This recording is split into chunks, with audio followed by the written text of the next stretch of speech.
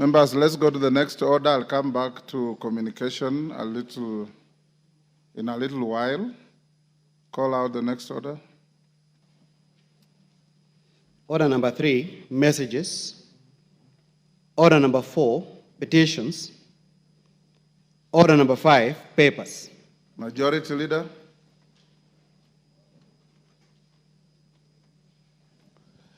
Honorable Speaker, thank you very much. Honorable Speaker, I beg to lay the following papers on the table of the House today, Tuesday, October 01, 2024. 1. Annual report on financial statements of the Kenya Tourism Board for the financial year 2022-2021 from the Ministry of Tourism and Wildlife. 2. Audit of the financial statements for the Office of the Auditor General and Staff Car Loan and Mortgage Schemes for the financial years ended 30th June 2018, 30th June 2019, 30th June 2022, 30th June 2021, and 30th June 2022. 3. Performance audit report on management of cash and domestic debt by the National Treasury for September 2024 from the Office of the Auditor General. 4. Performance Information System Audit Report on the Pensions Department Management Information System for September 2024 from the Office of the Auditor General. 5. Reports of the Auditor General and financial statements for the year ended 30th June 2024 and the certificates therein respect of the following institutions: Central Bank of Kenya, Public Sector Accounting Standards Board, and Capital Markets Authority. 6. Reports of the Auditor General and financial statements of the National Government Fund, NGCDF, for Subukia constituency for the year ended 30th June 2023 and certificates therein. 7.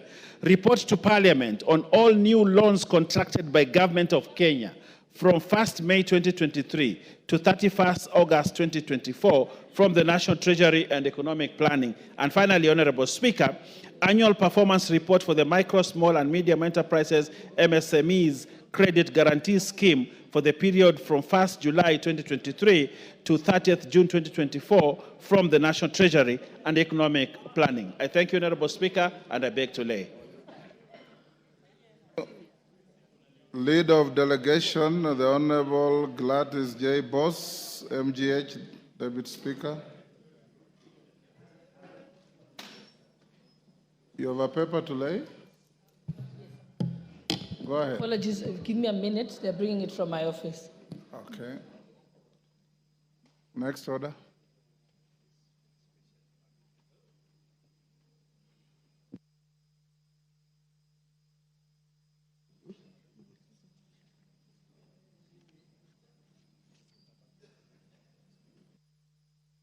Six. Oh, okay. Yes. Okay.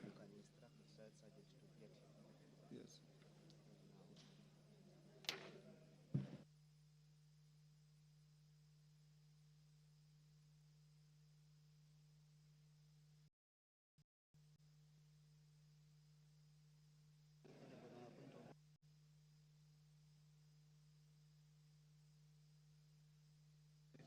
Yes. Honorable Shalay, how quickly is your paper coming?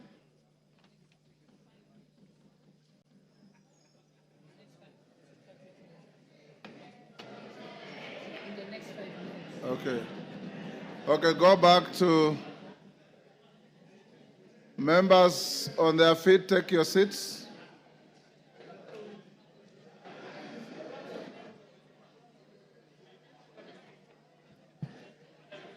Take your seats.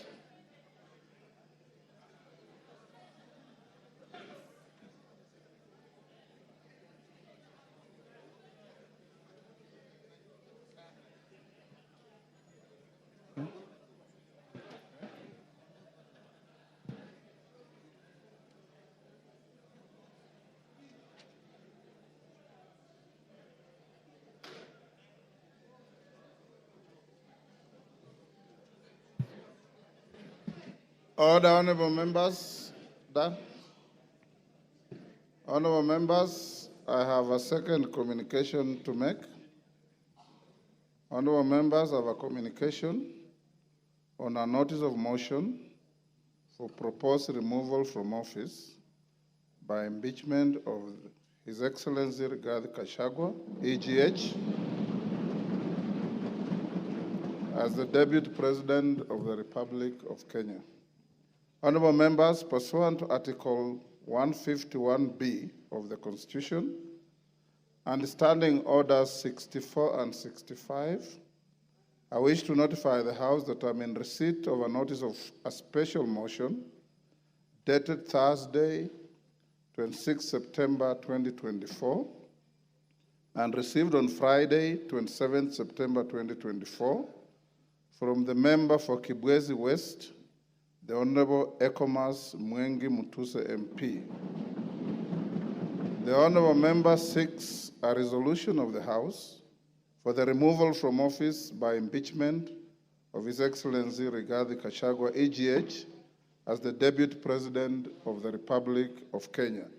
Honorable members, at the back, take the nearest seats. The nearest, Clive.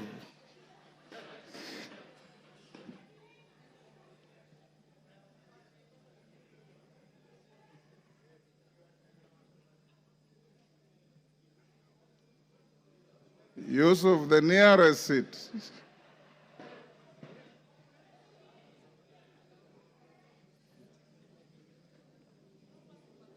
Okay.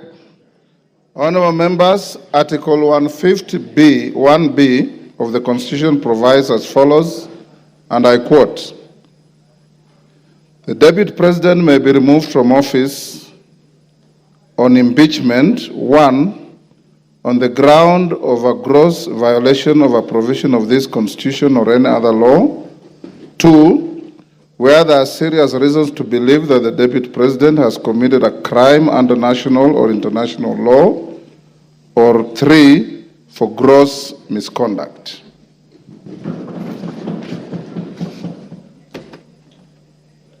Honorable members, the notice of the special motion by the member for Kibwezi West seeks a resolution of the House for the removal from office by impeachment of our Deputy President on the grounds specified under Article 151B of the Constitution and sets out the particulars in respect of each ground. Honorable members, the special motion before the House presents an unprecedented constitutional moment in our democracy. Without doubt, it summons this House to test for the first time under the 2010 Constitution the provisions of our Constitution relating to the removal from office by impeachment of the Deputy President. It will be recalled that during the term of the 6th Parliament, on 27th April 1989, the then member for Embakasi, the Honorable David Mwenje, successfully moved the House to pass a vote of no confidence in the then Vice President and Minister for Home Affairs, the Honorable Josephat Karanja. The motion received an affirmative resolution of the House. Honorable members, it's instructive to note that upon the promulgation of the new Constitution of Kenya in August 2010, the then office of the Vice President assumed a new clothing as the office of the Deputy President. This new clothing embedded in it a new manner of election, assumption of office, and removal from office of the second in command. Whereas the previous Constitution conferred upon the President the power to appoint and remove the Vice President, the Constitution of Kenya 2010 shifted the removal of the Deputy President to Parliament. This lays the ground for the notice of the special motion by the member for Kibwezi West. Honorable members, Standing Order 64.2 relating to removal by impeachment requires the Speaker to dispose of a special motion within 3 days of receipt of notice by a member. Standing Order 64.2 as read in the light of Articles 259, 5 and 6 of the Constitution gives the Speaker the deadline of today, Tuesday, 1st October 2024, to notify the House of receipt of the special motion and its admissibility or otherwise. Honorable members, having notified the House of the special motion, I'll now highlight the preliminary procedural and legal requirements relating to the processing a special motion for removal from office by impeachment of the Deputy President. Members at the bar, take the nearest seats.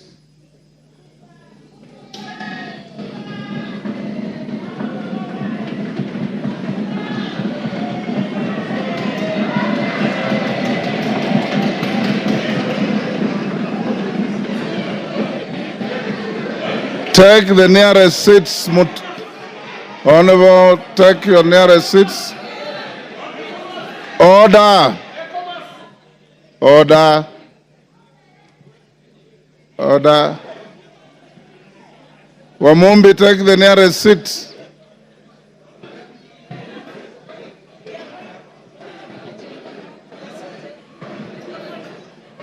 Order, honorable members. Order. Order. Honorable members, Article 152 of the Constitution, order. Article 152 of the Constitution provides that the provisions of Article 145 of the Constitution shall apply with the necessary modifications the removal from office by impeachment of the Deputy President. In particular, Article 145(1) of the Constitution provides that a member of the National Assembly, supported by at least 1/3 of all the members, may move a motion for impeachment of the President on the grounds of gross violation of a provision of the Constitution or any law where there are serious reasons for believing that the President has committed a crime under national or international law or for gross misconduct. Procedurally, Standing Order 64(1) provides that before giving notice of a motion under Article 150 of the Constitution, a member shall deliver to the clerk a copy of the proposed motion in writing, stating the grounds and particulars in terms of Article 145(1) of the Constitution upon which the proposed motion is made, signed by the member and signed in support by at least 1/3 of all the members of the House. Further, honorable members, Standing Order 64(1)A lays out the criteria for admissibility of grounds for removal from state office. For clarity, Standing Order 64(1)A states, and I quote, "The grounds specified in a motion under this standing order shall be admissible if A, framed clearly to particularize and disclose a gross violation of the Constitution or other written law, where gross violation of the Constitution or other written law is indicated as a ground for the intended removal. B, stating with precision the provisions of the Constitution or other written law that are alleged to have been grossly violated, where gross violation of the Constitution or other written law is indicated as a ground for the intended removal, and C, accompanied by necessary evidence including annexures or sworn testimonies in respect of the allegations. The foregoing procedural and legal requirements for the processing special motions are buttressed by precedents and jurisprudence in various speakers' rulings and court decisions. Honorable members, today, I refrain from restating the jurisprudence and focus on determining the admissibility of the notice of the proposed special motion filed by the member for Kibwezi West. In determining the admissibility of the special motion, I am required to examine its form, threshold, framing of the grounds, and attachment of the necessary evidence. Standing Order 64(1) provides for the criteria for determining whether the proposed motion meets the requirements of the Constitution and the standing orders as to form and the threshold. On form, it should A, be in writing, B, state the grounds and particulars in terms of Articles 151B of the Constitution upon which the proposed motion is made, and C, be signed by the member, and D, be signed in support by at least 1/3 of all the members of the Assembly. Having examined the notice of the special motion by the member for Kibwezi West, I find that the special motion meets the requirements relating to form and threshold set out in the Articles 145(1) and 151(b) of the Constitution and Standing Order 64(1). I have also satisfied myself that the number of members who have appended their signatures in support of the special motion exceed the minimum threshold of 117 members in this House.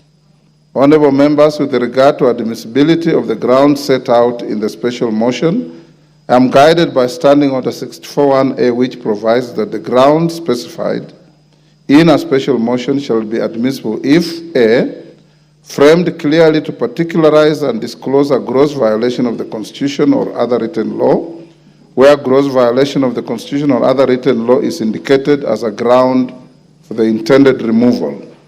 B, stating with precision the provision of the Constitution or other written law that are alleged to have been grossly violated, where gross violation of the Constitution or other written law is indicated as a ground for the intended removal. And C, accompanied by necessary evidence, including annexures or sworn testimonies in respect of the allegations. Honorable members, having examined the proposed special motion, I note that in keeping with the requirements of Article 151(b) of the Constitution and Standing Order 64(1)A, the member has stated 11 grounds for removal from office by impeachment of His Excellency the Deputy President. In addition, I do note that the special motion as submitted to my office also contains the particulars upon which the member seeks to move the House to consider the special motion. Honorable members, with respect to evidence, the member has attached documents including annexures and a sworn affidavit to substantiate the grounds stated in the special motion. Consequently, honorable members, I find that the proposed special motion by the Honorable Ekomas Mwengi Mutuse MP meets the requirements of Articles 145(1) and 151(b) of the Constitution and Standing Order 64 and 65 with regard to form, threshold, and grounds necessary for a member to move a special motion for the proposed removal from office by impeachment of the Deputy President. Honorable members, having determined that the special motion is admissible, let me now focus on the next steps of giving notice of the special motion to the House. Standing Order 47(4)A provides that with respect to a motion for removal of a person from office, a member shall give notice of motion in the House within 3 sitting days following approval by the Speaker. In the circumstances, therefore, the member for Kibwezi West ought to give notice of his special motion either today or tomorrow. Given the nature of the timelines applicable to this special motion, I will, at order number 6, that is notices of motion, accord an opportunity to the member for Kibwezi West to give the notice of the special motion. Thereafter, I'll give further guidance to the House on the next steps to take. The House is accordingly guided. I thank you.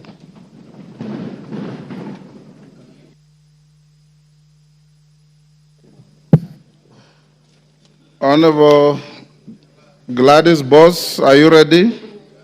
We'll go back to order number 5 for the Deputy Speaker. Honorable Speaker, I beg to lay the following paper on the table of the House today, Thursday, 26 September 2024. Report of the Kenyan delegation to the 64th session of the OACPS Parliamentary Assembly and the first session of Luanda, Angola from the 17th to the 21st of February 2024. Thank you, Honorable Speaker.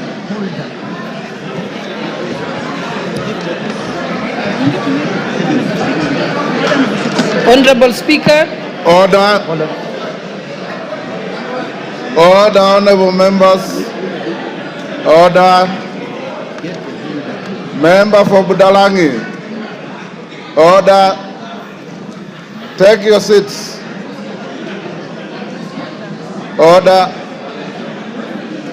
Member for Navajo, take your seats.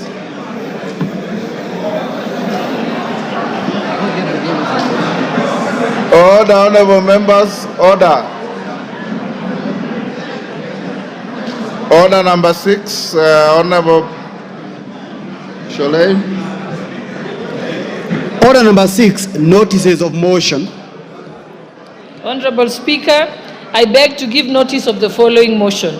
That this House notes the report of the Kenyan delegation to the 64th session of the OACPS Parliamentary Assembly and the first session of the OACPS EU Joint Parliamentary Assembly held in Luanda, Angola from the 17th to the 21st of February 2024, laid on the table of this House on Thursday, 26 September 2024. Thank you, Honorable Speaker.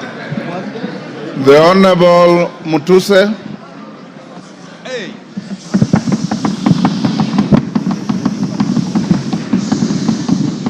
Honorable Mutuse, I'll allow you to speak from the dispatch box, and he will be heard in silence.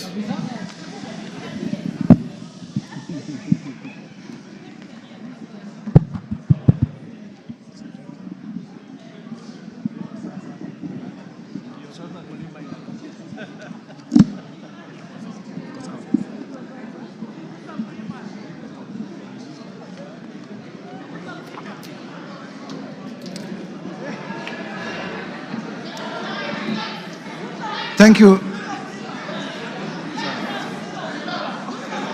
Thank you, Mr. Speaker, for the opportunity to move this motion from this table. Mr. Speaker,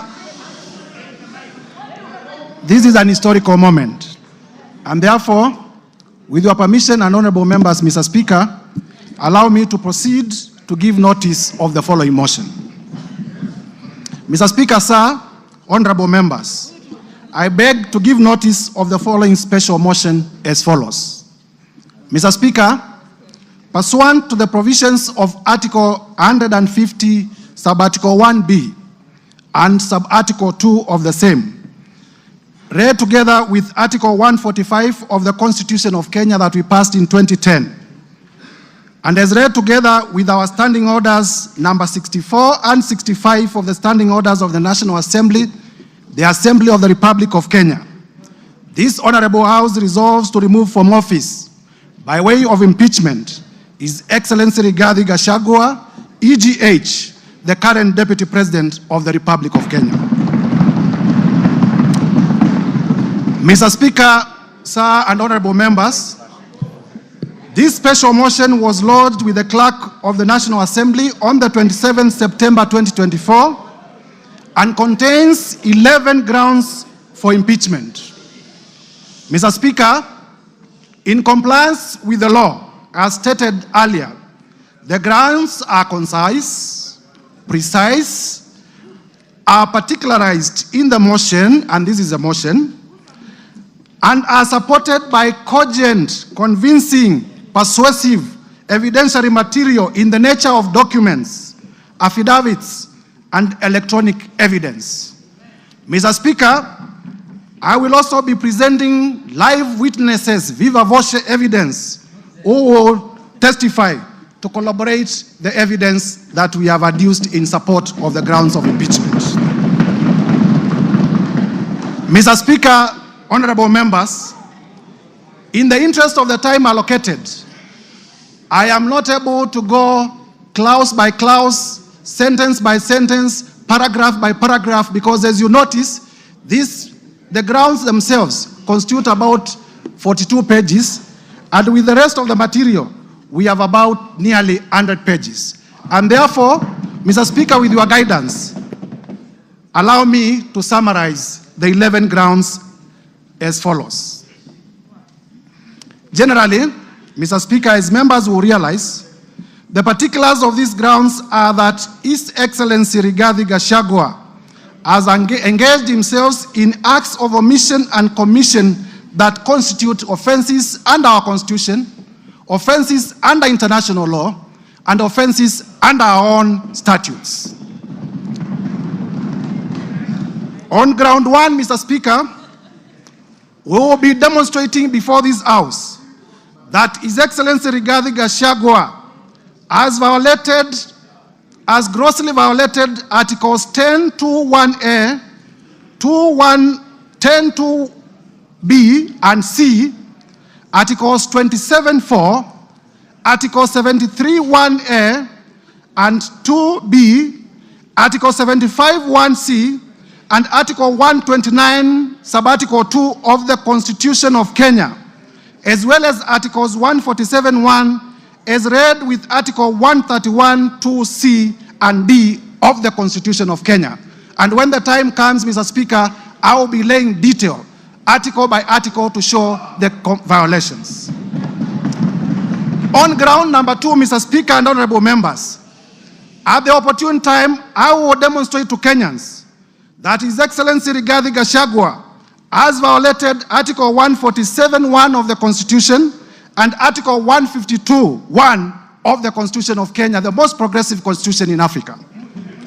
Mr. Speaker, on ground 3, I will be demonstrating before this House to Kenyans and to the international community that His Excellency Rigathi Gachagua has violated Article 6(2) of the Constitution, Article 10(2)(a) of the Constitution, Article 174 of the Constitution, Article 186(1) of the Constitution, Article 189(1) of the Constitution, as well as the 4th schedule of the Constitution of Kenya. Mr. Speaker, this is the Constitution of the Republic of Kenya. It is not a mere document. It speaks to the soul of this nation. Under ground 4, Mr. Speaker, I will demonstrate that His Excellency Rigathi Gachagua has violated Article 161 of the Constitution of Kenya.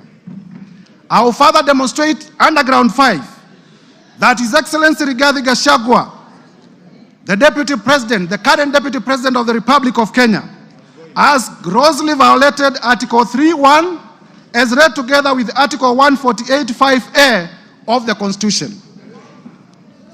Under ground 6, Mr. Speaker and honorable members, I will demonstrate that the Honorable Rigathi Gachagua has committed crimes under Section 13(1)(a) and 62 of the National Cohesion and Integration Act, the act that speaks to our nationhood, the act that speaks to our multi-ethnicity, the act that speaks to our society remaining together as a cohesive society.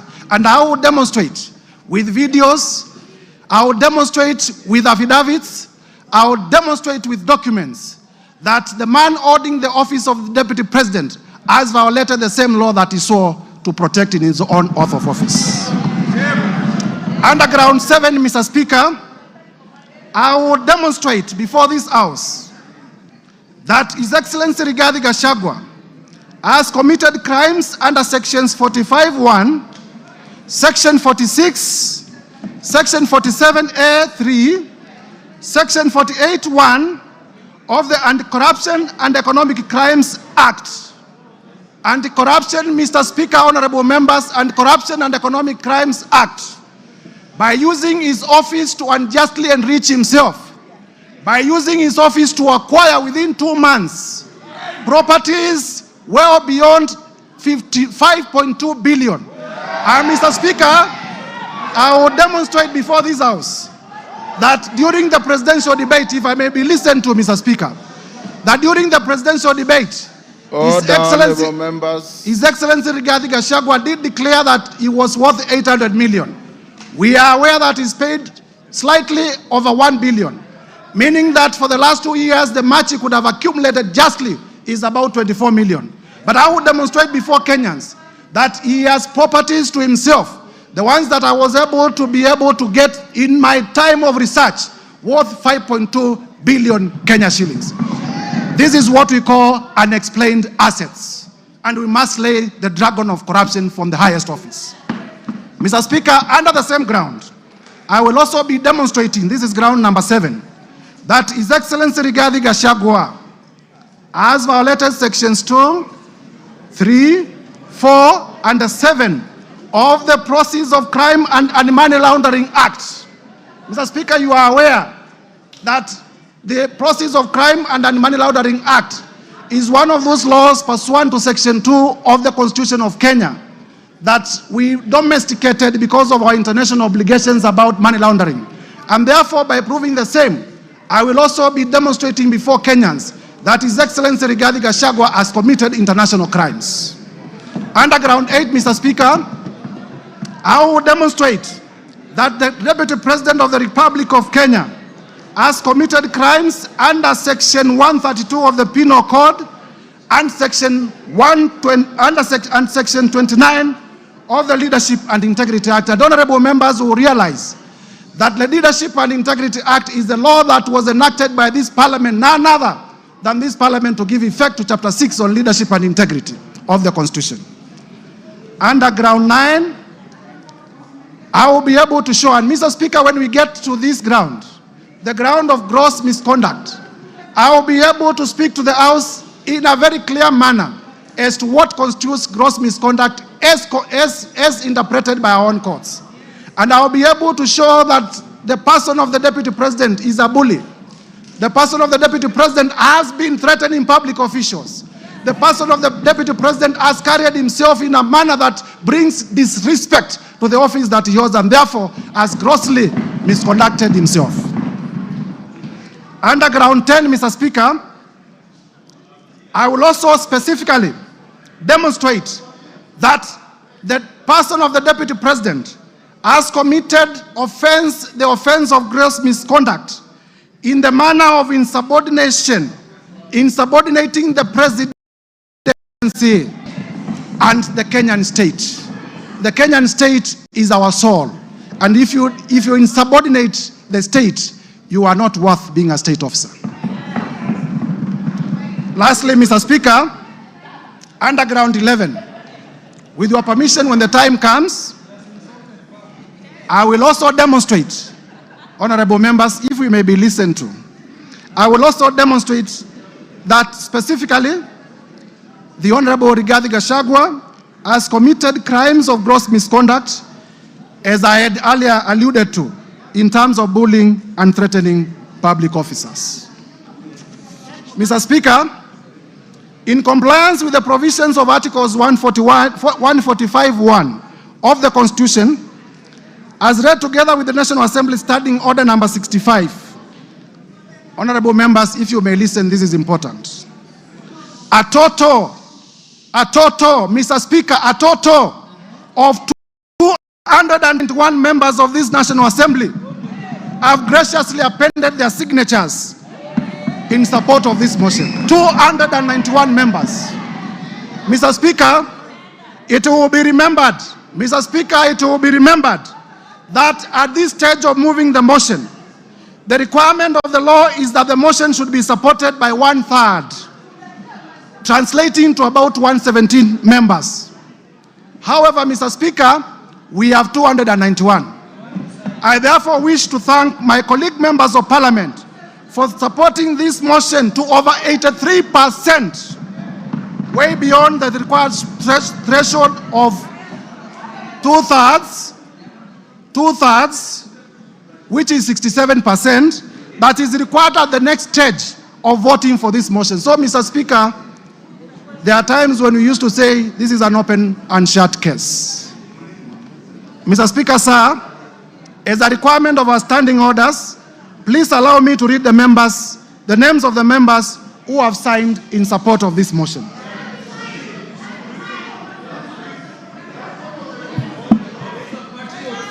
Order. Mr. Speaker, Go ahead. Mr. Speaker, for purposes of completeness of the record, the standing orders require that the mover of the motion does read all the names of the members who are in support of the motion for openness. And I therefore read the name of the patriots, borrowing from Senior Peter Kaluma. Mr. Speaker, I began with myself. The Honorable Ekomas Mwengi Mutuse, yours truly. The Honorable Owen Baya. The Honorable Japheth Nyakundi. Matthias Robi. Kimani Ishungwa. Member for Kikuyu and Majority Leader. Abdul Rahim Daoud. Patrick Munene Ndwiga. Eric Wamombi, the member for Madera. George Kariuki. Kili Daniel Karido. Dorothy Mudhoni Ikiara. Mwangi Kiunjuri. Boro Ambore. Elizabeth Kairemia. Edwin Mugo Gishoke. Rindikiri Mugambi. Jane Kagiri. Ann Murada. John Paul Murigi. Gikaria David. John Kirago. Mary Mainge. Alice Nganga. Wambugo Wainaina. Mashua Waidhaka. Kuria Kimani. George Kitonga Murugara. Simon Nganga Kingara. John Kiaria Wainaina. Shadrach Mwiti. Honorable Joseph Wainaina, nominated. Betty Maina. Geoffrey Kiringa Waroko. Roko. Gigi Kagombe. Julius Taitumu. Duncan Maina Madenge. Kwenya Dhoko. John Juguna Wanjiko. John Kanyuithia Mutunga. Honorable Junet Mohamed, the leader of minority. Honorable Mohamed Abdikadir. Honorable Yakub Ado. Honorable Richard Ken Chonga. Honorable Ali Wario. Honorable Ruwaida Obo. Honorable Hamisi Chome Abdi. Abdikadir Mohamed. Zamzam Mohamed. Rashid Benzimba. Said Buya. Peter Shake. Peter Masara. Mishi Juma Mboko. Joyce Osogo Bensuda. Fatuma Masito. Mohamed Machele. Aduma Owor. Jerusha Momanyi. Honorable Dr. Professor Gogo Lilian. Millie Odhiambo, the one and only. Honorable Irene Mayaka, my sister. Honorable Dick Maungu. Honorable Joshua Oron. Honorable Walter Owino. Honorable Patrick Osero. Honorable Molfason Barongo. Mark Ogola Nyamita. Tom Ondege. Gisairo Ombane. Oku Kaunya. Rosa Mbuyu. Charles Were. Fatuma Mohamed. Paul Abuor. Badu Twalib. Dr. Charles Ochieng. Caleb Amisi Luyai. Elisha Odhiambo. Farama Alim. Elijah Memusi Kanchori. Kakuta Maimai Hamisi. Aden Daud Mohamed. Honorable Wanjala. Honorable Peter Orero. Honorable Martin Peters Owino. Honorable George Peter Kaluma. Honorable TJ Kajuang. Chiforomondo Mwangale. Honorable Donya Doris. Stephen Mogaka. Felix Odiwar.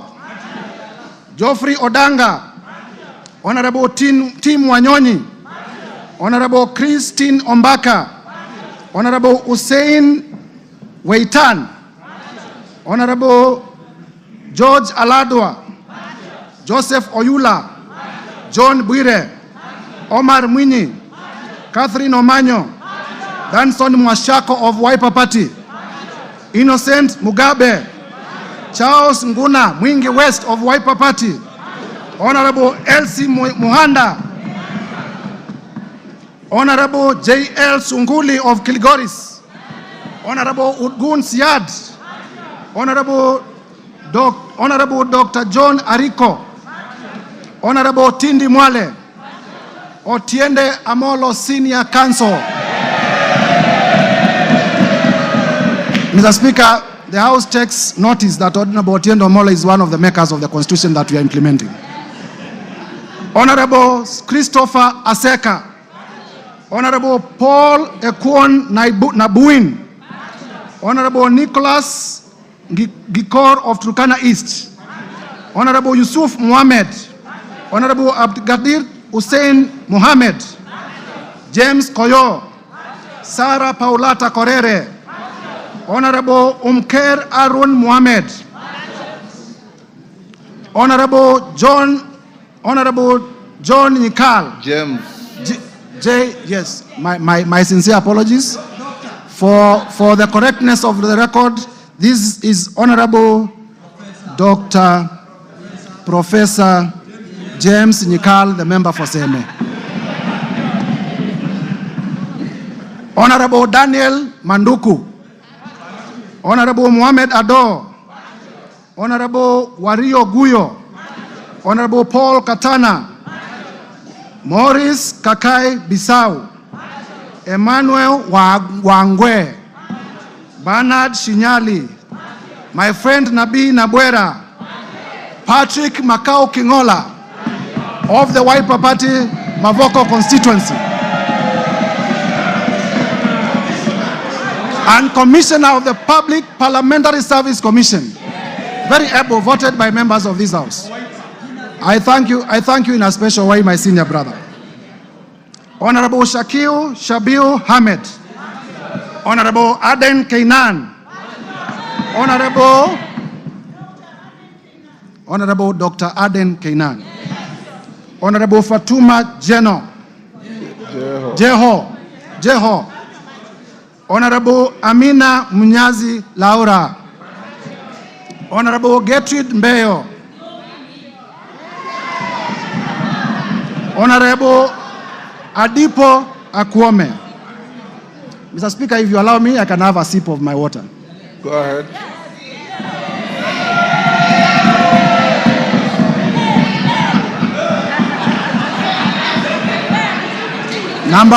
Number 134. Number 134, Abdi Omar Shurie, the chairman of the Committee of this House on Public Debts. Honorable Tom Oluoch, the member for Dagoretti Beatrice Elachi. Honorable Samuel Arama. Honorable Guyo Jaldesa, Professor. Honorable Anton Kibagedi, my brother. Honorable Samuel Atandi, my brother. Honorable Ruth Busia. Honorable Ruth Odinga Busia, the women rep for Kisumu County. Honorable Eve Obara. Honorable Johnson Manya Naika of Mumias East. Kipyegon Joanna. Omboko Milemba. Marwa Maisori. Moses Kirima. Lydia Aiga Mizigi. Adan Aji Yusuf. Mumina Bonaya. Charles Gimose. Mohamed Tubi. Zahir Janda. Clemens Lawyer. Zuleka Hulbal Arun. Lekumontare Jackson, member for Samburu East. Anton Kenga Mpe, ukimwona Mpe. Bashir Abdullahi. Didmas Barasa. Malulu Injendi. Geoffrey Mulanya. Frederick Ikana. Mr. Speaker, for completeness of the record, there are names that I have cancelled and I have signed against the cancellation. Honorable Titus Amala, Joseph Dena, Honorable Kivai Kagesi, Honorable Vincent Musyoka aka Kawaya, member for Mwala, Honorable Fabian Muli, Honorable Caleb Mule, Honorable Joshua Mwalio, Honorable Dr. Rachel Nyamai Kaki, Honorable Nimrod Mbai aka KPLC, Honorable Dido Raso, Honorable Lekuton of Laisamis, Honorable Chief Whip Silvanos Osoro, Honorable Abdisarat K. Ali, Honorable Abdul Haro, Honorable Mary Emase, Irene Joki, Nebat Muriuki, George Gachagua, Stephen Karani, Githua wa Masukuru, Rahabu Mukami Washira, Joroge Wainaina, Elijah Njoroge Kururia, Epuyu Nanok Daniel, Mudhoni Marubu Monica, Kenneth Tungulu, Mudhama Stanley, Joseph Emanthe Namur, Faith Gitau, Cecilia Asieni Ngitit, Pamela Njoki Njeru, Rahab Robert Basil, the member for Yatta and Wiper Party. Protas Akuja, Kasim Sawa Tandaza, Pauline Lengimis, Honorable Dr. Robert Pukose, Honorable George Sunguia, Honorable Joash Nyamoko, Kitlai Olentutu, Lea Sankaire, Lemankon Aramat, Agnes Pareño, Gabriel Tongoyo, Rebecca Tongei, Catherine Wambilinya, John Makali of Kandui, John Chikati, Susan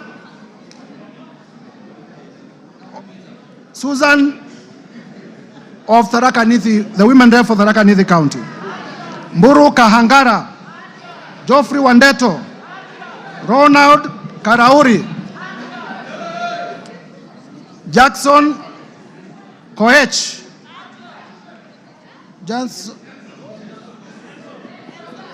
Jackson Kosgei of Baringo, Adams Kipsanai, Kagogo Bowen, Jematia Sergon, William Kamket, Catherine Ngalechei, Ruben Kiborek, Kimaiyo Gideon, Musa Sirma, Joseph Kipkarus, Joshua Kandie, Charles Kamuren, John Waluke, Richard Yagon, Richard Kilel, Brighton Yagon, Francis Sigei, Kipngetich Koech, Lynette Chepkoril Toto, Justice Kemei, Nelson Koech, Beatrice Kemei, Joseph Cherorot, Kibet Komugoi, Hilary Kosigei, Benjamin Langat, Mutai Alfred Kiprono, Liza Chelule, Joseph Tonui, Paul Chebor, Fred Kapondi, Lilian Sioi, Naomi Jilowako, Faisal Abdi Bader, Alpha Miruka of Bamachoke Chache, Deko Baro, Innocent Obiri, Ogola Gideon, Honorable Sabina Chege, the party leader of the Jubilee Party, Peter Lochakamping of Sigor, Samuel Chemulel, Rael Kasiwai, David Kosing, Titus Lote, Joseph Samal Womwa, Honorable, the handwriting is sometimes difficult, right? The member for Samburu North. Eli. The Honorable Letipila Eli. Lelitila Lady of Samburu North. The Honorable Kareke Mbiuki. The Honorable Martin Pepela. Wanami Wamboka.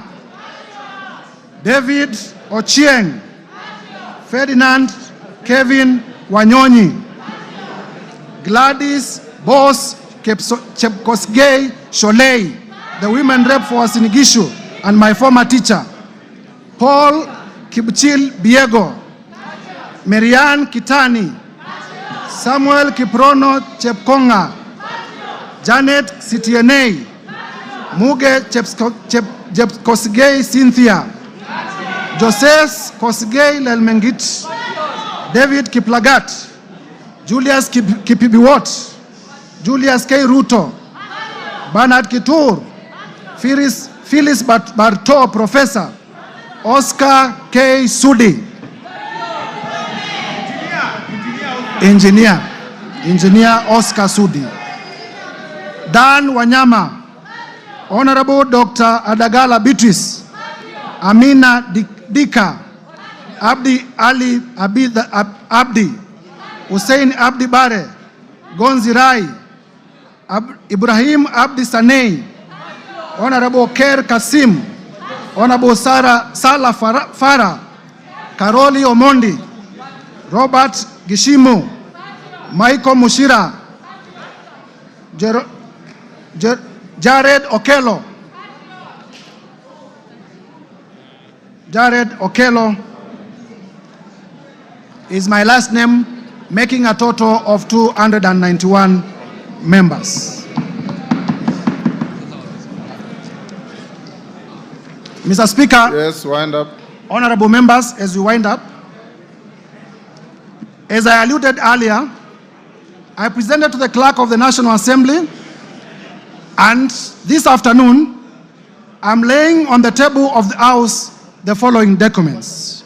Number one, the special motion dated 26th of September 2024 and received by the clerk on the 27th of September 2024, and I have it in my hands and I'll be laying it shortly. Number two, with this special motion, Mr. Speaker, I am also laying before the table of the House the list of 291 members of the National Assembly who signed in support of the motion. Mr. Speaker, number three, I will also be laying the bundle of evidence in support of the grounds in the motion. And number four, I will be laying the list of witnesses all contained in this bundle. Mr. Speaker, Kenyans will be shocked. Indeed, Kenyans will be very shocked when we finally unravel and demonstrate the grounds and the supporting evidence. I therefore, through you, Mr. Speaker, humbly request the House Business Committee to allocate me ample time at the time of moving the motion so that Kenyans can appreciate in detail the injustices that have been committed against them by the person of the Deputy President. I thank you, Mr. Speaker, and I beg to give notice of the special motion and to lay the said documents on the table of the House. And if you allow, Mr. Speaker, as I conclude, please allow me to highlight the following. Order. Mr. Speaker, I am a Christian, and I often read the Bible. And the Holy Bible, in the book of Proverbs 29 verse 16, says as follows: when the wicked are in authority, sin flourishes. But the godly, and mark the godly in small g, will live to see their downfall. That is the Holy Book as contained in the book of Proverbs 29:16. Further, Mr. Speaker, in the book of Mark, chapter 9, verses 42 to 47, it says as follows, and I quote: If anyone causes one of these little things, honorable members, Kenyans, please listen carefully. If anyone causes any one of these little things, those who believe in me, to stumble, it would be better for them if a large millstone were hung around their neck and they were thrown into the sea. 43, if your hand causes you to stumble, cut it off. It is better for you to end a life maimed than with two hands to go into hell, where the fire never goes out. 45, and if your foot causes you to stumble, cut it off. It is better for you to end a life crippled than to have 2 feet and to be thrown into hell. And if your eye causes you to stumble, pluck it out. It is better for you to enter the kingdom of God with one eye than to have two eyes and be thrown into hell.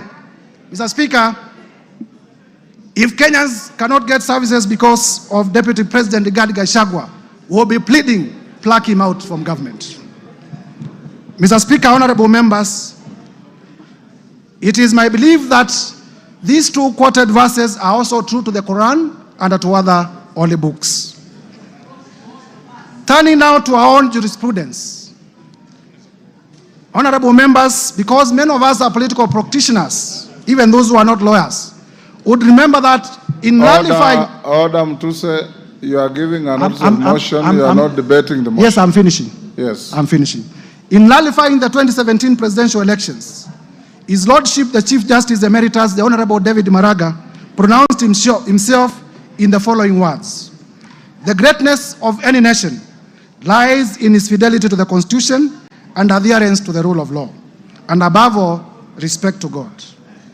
And Mr. Speaker, it is this persuasion, Mr. Speaker, that has made me to bring this motion of impeachment against the person of the Deputy President, His Excellency Rigathi Gachagua.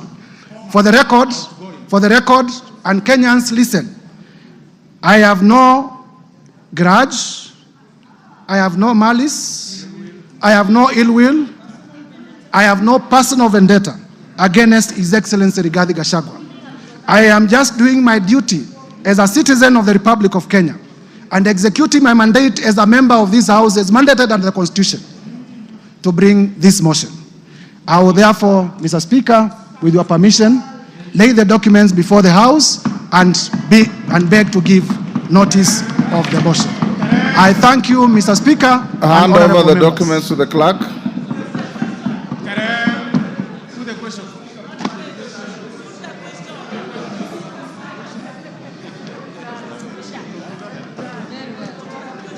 Yes, Ruku, what is it? Order, members. Ruku, what is it? Honorable Speaker. In relation to the motion? Yes. What is it? Honorable Speaker, I rise to seek your clarification on the special motion for the removal of the Deputy President. Honorable Speaker, as you are aware, 4 seats in the House are vacant following the resignation of the Honorable Obio Wadai and Honorable John Badi upon being appointed as Cabinet Secretaries. Further, as you are aware, the seat of Magarini constituency was declared vacant following a successful election petition. The Banisa constituency seat was also declared vacant following the unfortunate demise of our colleague. In this regard, we are now 345 members in this House and not 349 members. Honorable Speaker, in this right, what the threshold shall you use to determine whether the special motion, what is the threshold, Mr. Speaker, shall you use to determine whether the special motion meets the constitutional threshold? Differently put, Mr. Speaker, to pass this motion, shall we require 2/3 of 345 members or 349 members? In my view, vacant seats should not be counted. Order. You can't ask a question and answer it. You cannot ask the question and answer it. Honorable Speaker, let me prosecute. I'm trying to prosecute my point of order. In my view, vacant seat should not be counted in determining the voting threshold. Further, I wish to seek your clarification on whether our proceedings are varied in the right of the 4 vacant seats. Thank you, Honorable Speaker. Thank you. You've made your point. Bashir?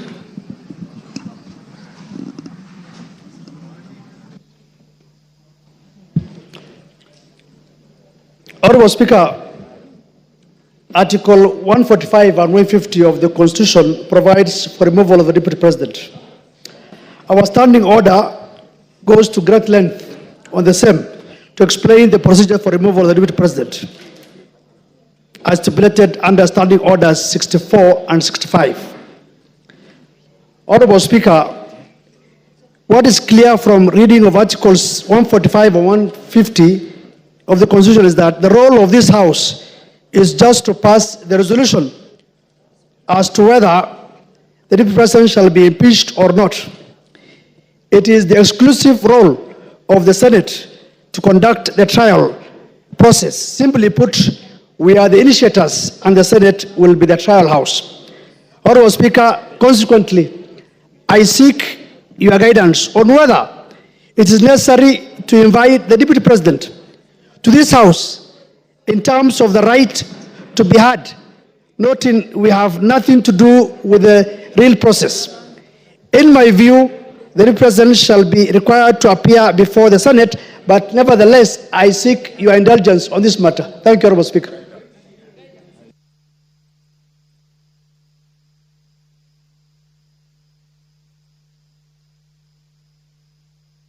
Honorable members, we'll leave it there. Yes, Janet. Mr. Speaker, I don't intend to anticipate debate. I will not allow you to. Yeah, because this is just a notice of motion. But Mr. Speaker, there are matters that surround the notice of the motion that needs your guidance and action, Mr. Speaker, because, Mr. Speaker, this is a very momentous issue. Because, as you are aware, when this country gave itself the new constitution, Mr. Speaker, Kenyans were very happy. And this is one of the moments in this House, Mr. Speaker, when we are going to exercise Article 150, which has not happened before. So, Mr. Speaker, this is a very, very important matter for this nation, Mr. Speaker, that is being exercised through this House. But having said, Mr. Speaker, as you're aware, there are members from our side and members from the other side who have signed to this petition, to this motion, Mr. Speaker. And Mr. Speaker, I wanted to get your assurance as the boss of this House, as the leader of this House, as the Speaker of this House, Mr. Speaker, that the 291 members of Parliament who have signed to this motion, Mr. Speaker, their safety and security will be guaranteed, Mr. Speaker. Because the motion does not end at the tabling, at the notice of motion today. It will go through a process. It will be formally again moved. Members will debate and members will vote on it. Mr. Speaker, we want those 291 members of Parliament to turn up here the day of voting, Mr. Speaker, without missing any one of them, Mr. Speaker. Mr. Speaker, we have just passed the new Inspector General of Police the other day here, Mr. Kanja.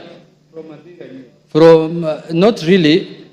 He must take responsibility as the Inspector General of Police, Mr. Speaker, to guarantee the safety, as the Inspector General of the country, Mr. Speaker, to guarantee the safety and the security of the 291 members. Mr. Speaker, you know this thing. What we are doing is not a small thing, Mr. Speaker. When Trump was being removed, was being impeached in the United States, Mr. Speaker, you know what he attempted to do.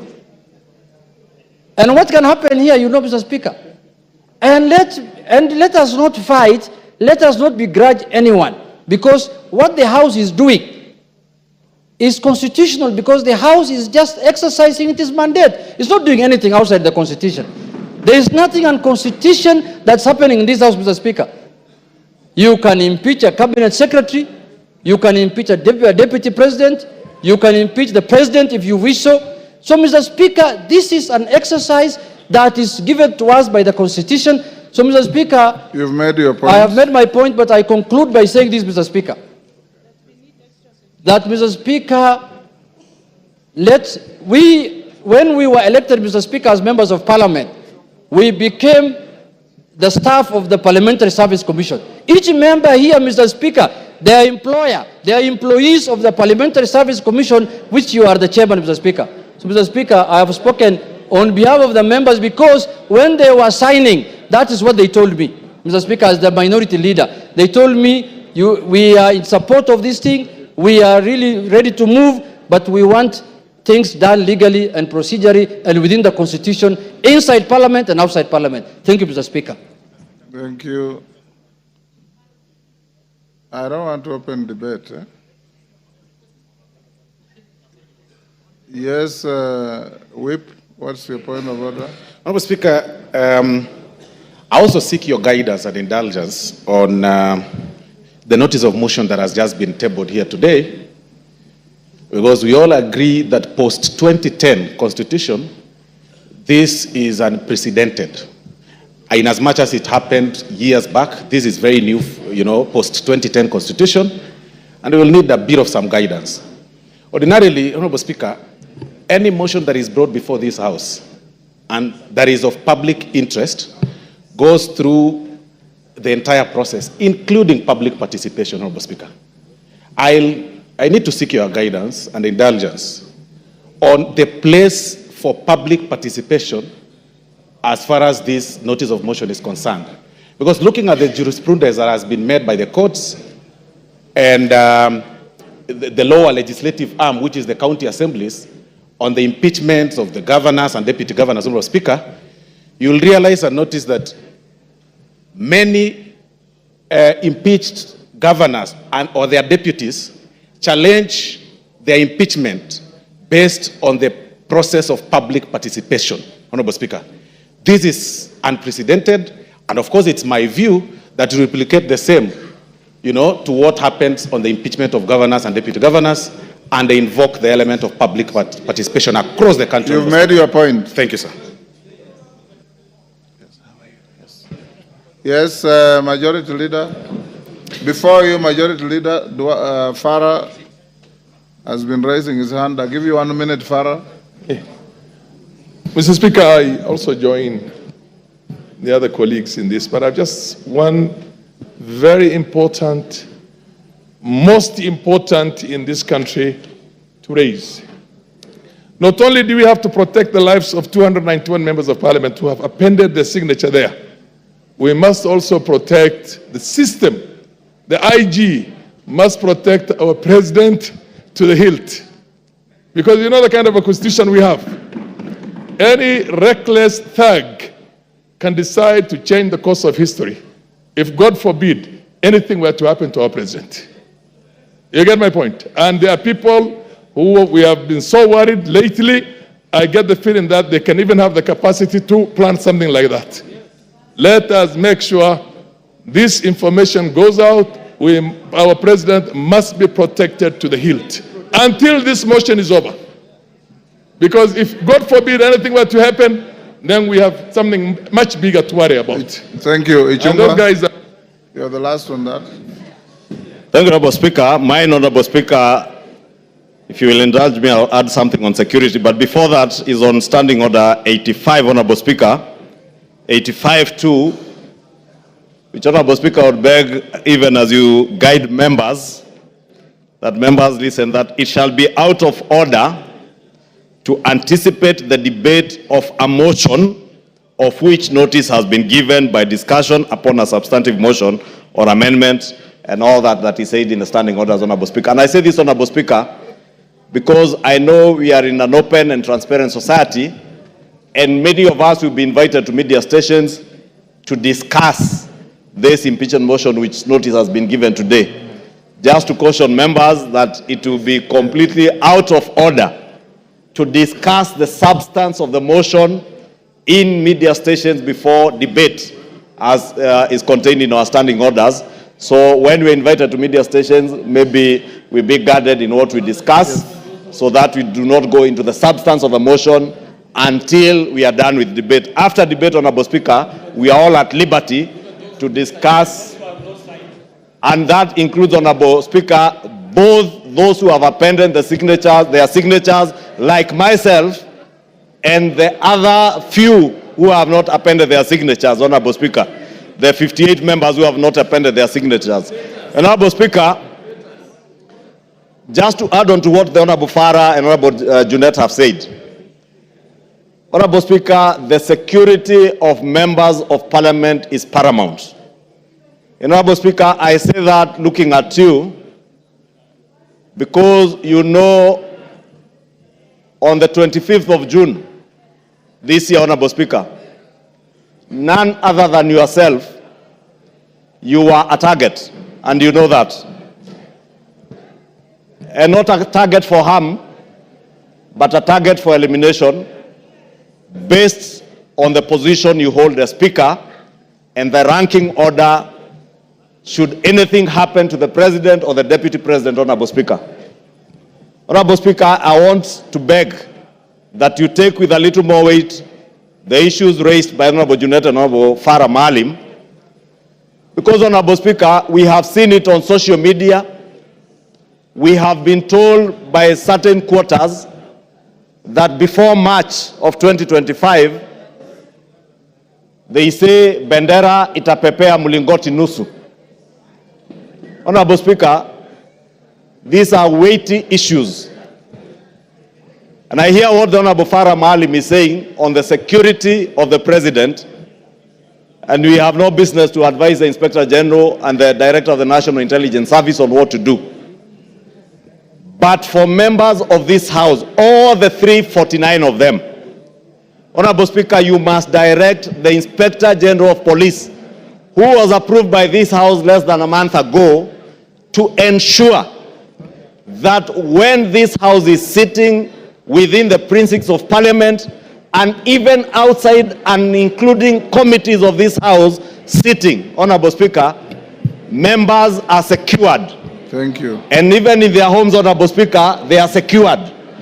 Because, Honorable Speaker, I say this, being privy to the information that I was privy to and you are privy to on the 25th of June, and knowing, Honorable Speaker, that as Honorable Junetta said, we are not dealing with an ordinary matter, we are not dealing with an ordinary man, we are dealing with a black man with a very black heart. Thank you, Honorable Speaker. Order, honorable members. Order. Order, members on their feet. Order, Deputy Speaker. Take your seat. Take your seats, those who are... Honorable members, those points raised, I'll address them later in the day. I want to direct members of the House Business Committee to retreat to room 9 so that we can have House Business Committee to address, among other things, the process of disposing of this motion in the shortest time possible so that we don't maintain anxiety unnecessarily, and the issues that you have raised about public participation and others.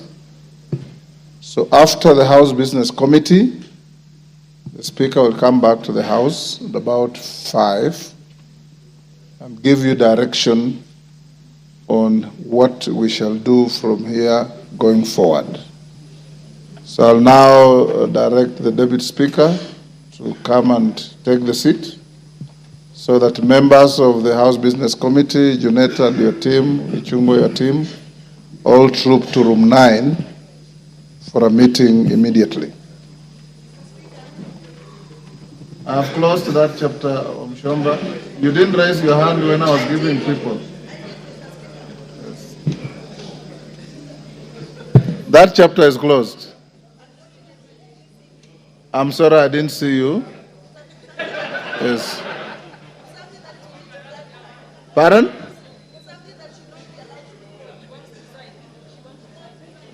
To take the seat. Deputy Speaker, take the seat.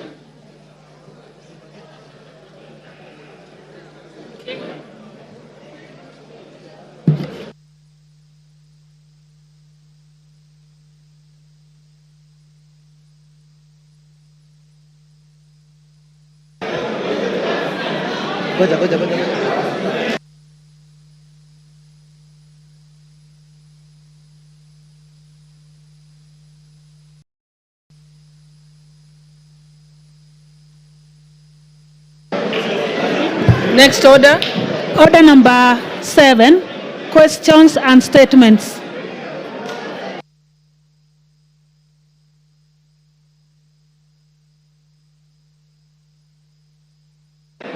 Honorable members, order.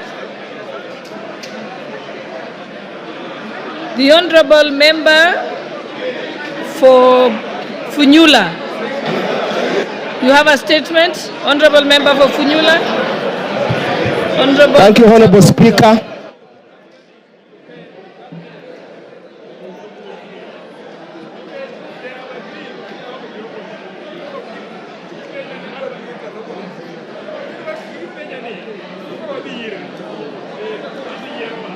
Honorable Speaker,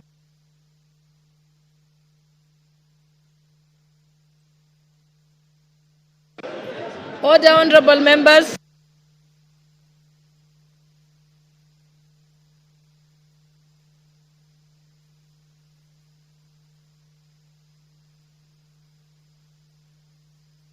Order, honorable members.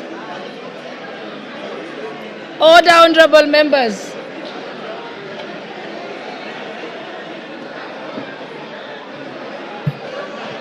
Order, honorable members.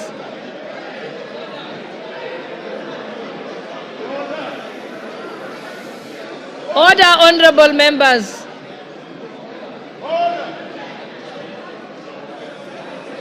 Order, honorable members. Okay, I think we can proceed.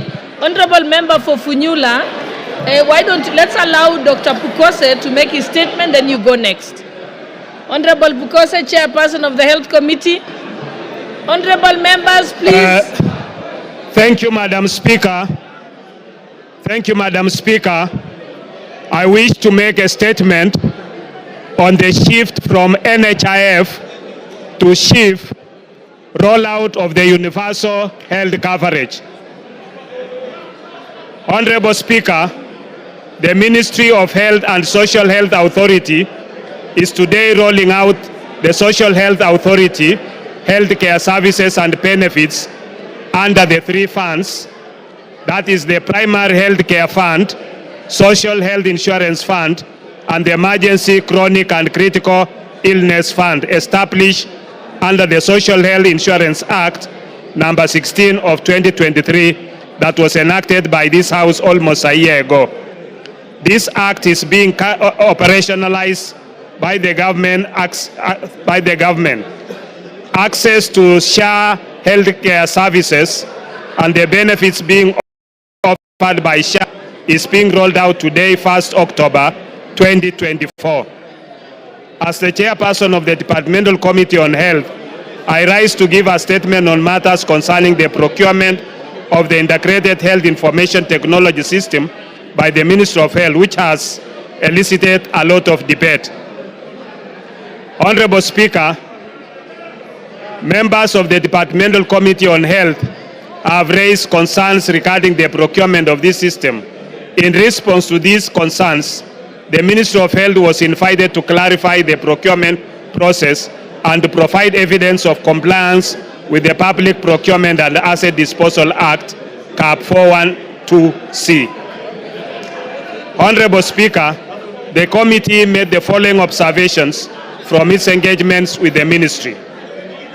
One, the Ministry of Health, through the State Department for Medical Services, undertook the procurement of Integrated Health Information Technology System as part of the implementation of universal health care in the country. The ministry submitted that the primary aim of this integrated system is to address the existing challenges in the healthcare sector, including issues of interoperability, data quality, accessibility, and affordability. The Ministry of Health is aligned with the Kenya Health Sector Strategic and Investment Plan, the Kenya Health Data Collaborative, and the Kenya Digital Economy Blueprint, all under the guidance of Section 105 of the Health Act, CAP 241.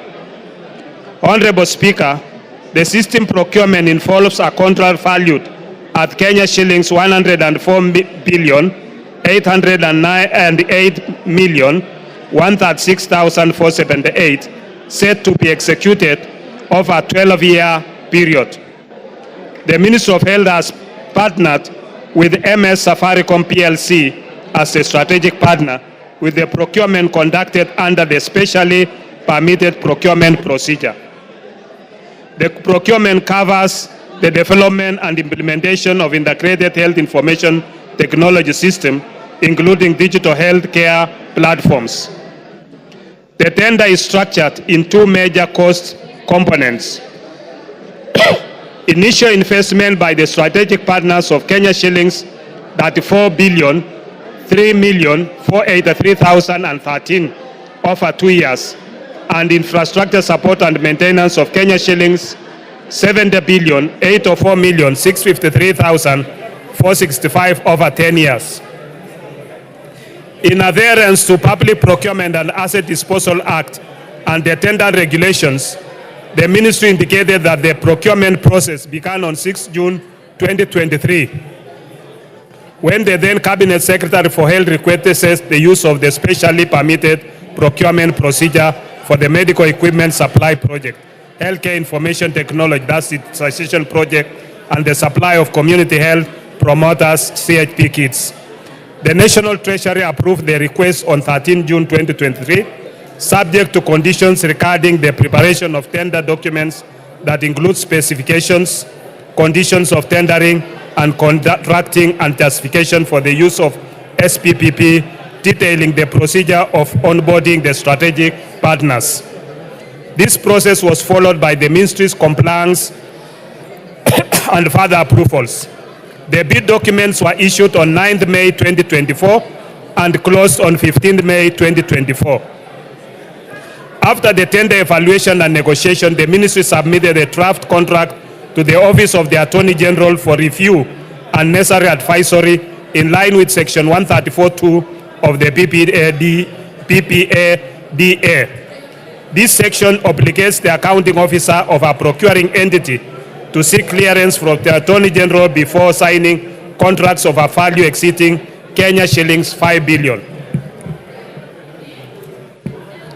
As mandated by Section 114A of the Public Procurement and Asset Disposal Act, a specially permitted procurement procedure can be utilized under the following circumstances.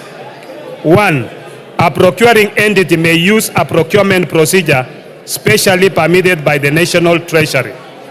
The National Treasury may allow the use of specially permitted procedures, A, where exceptional requirements make it impossible, impractical, or uneconomical to comply with the Act and the regulations.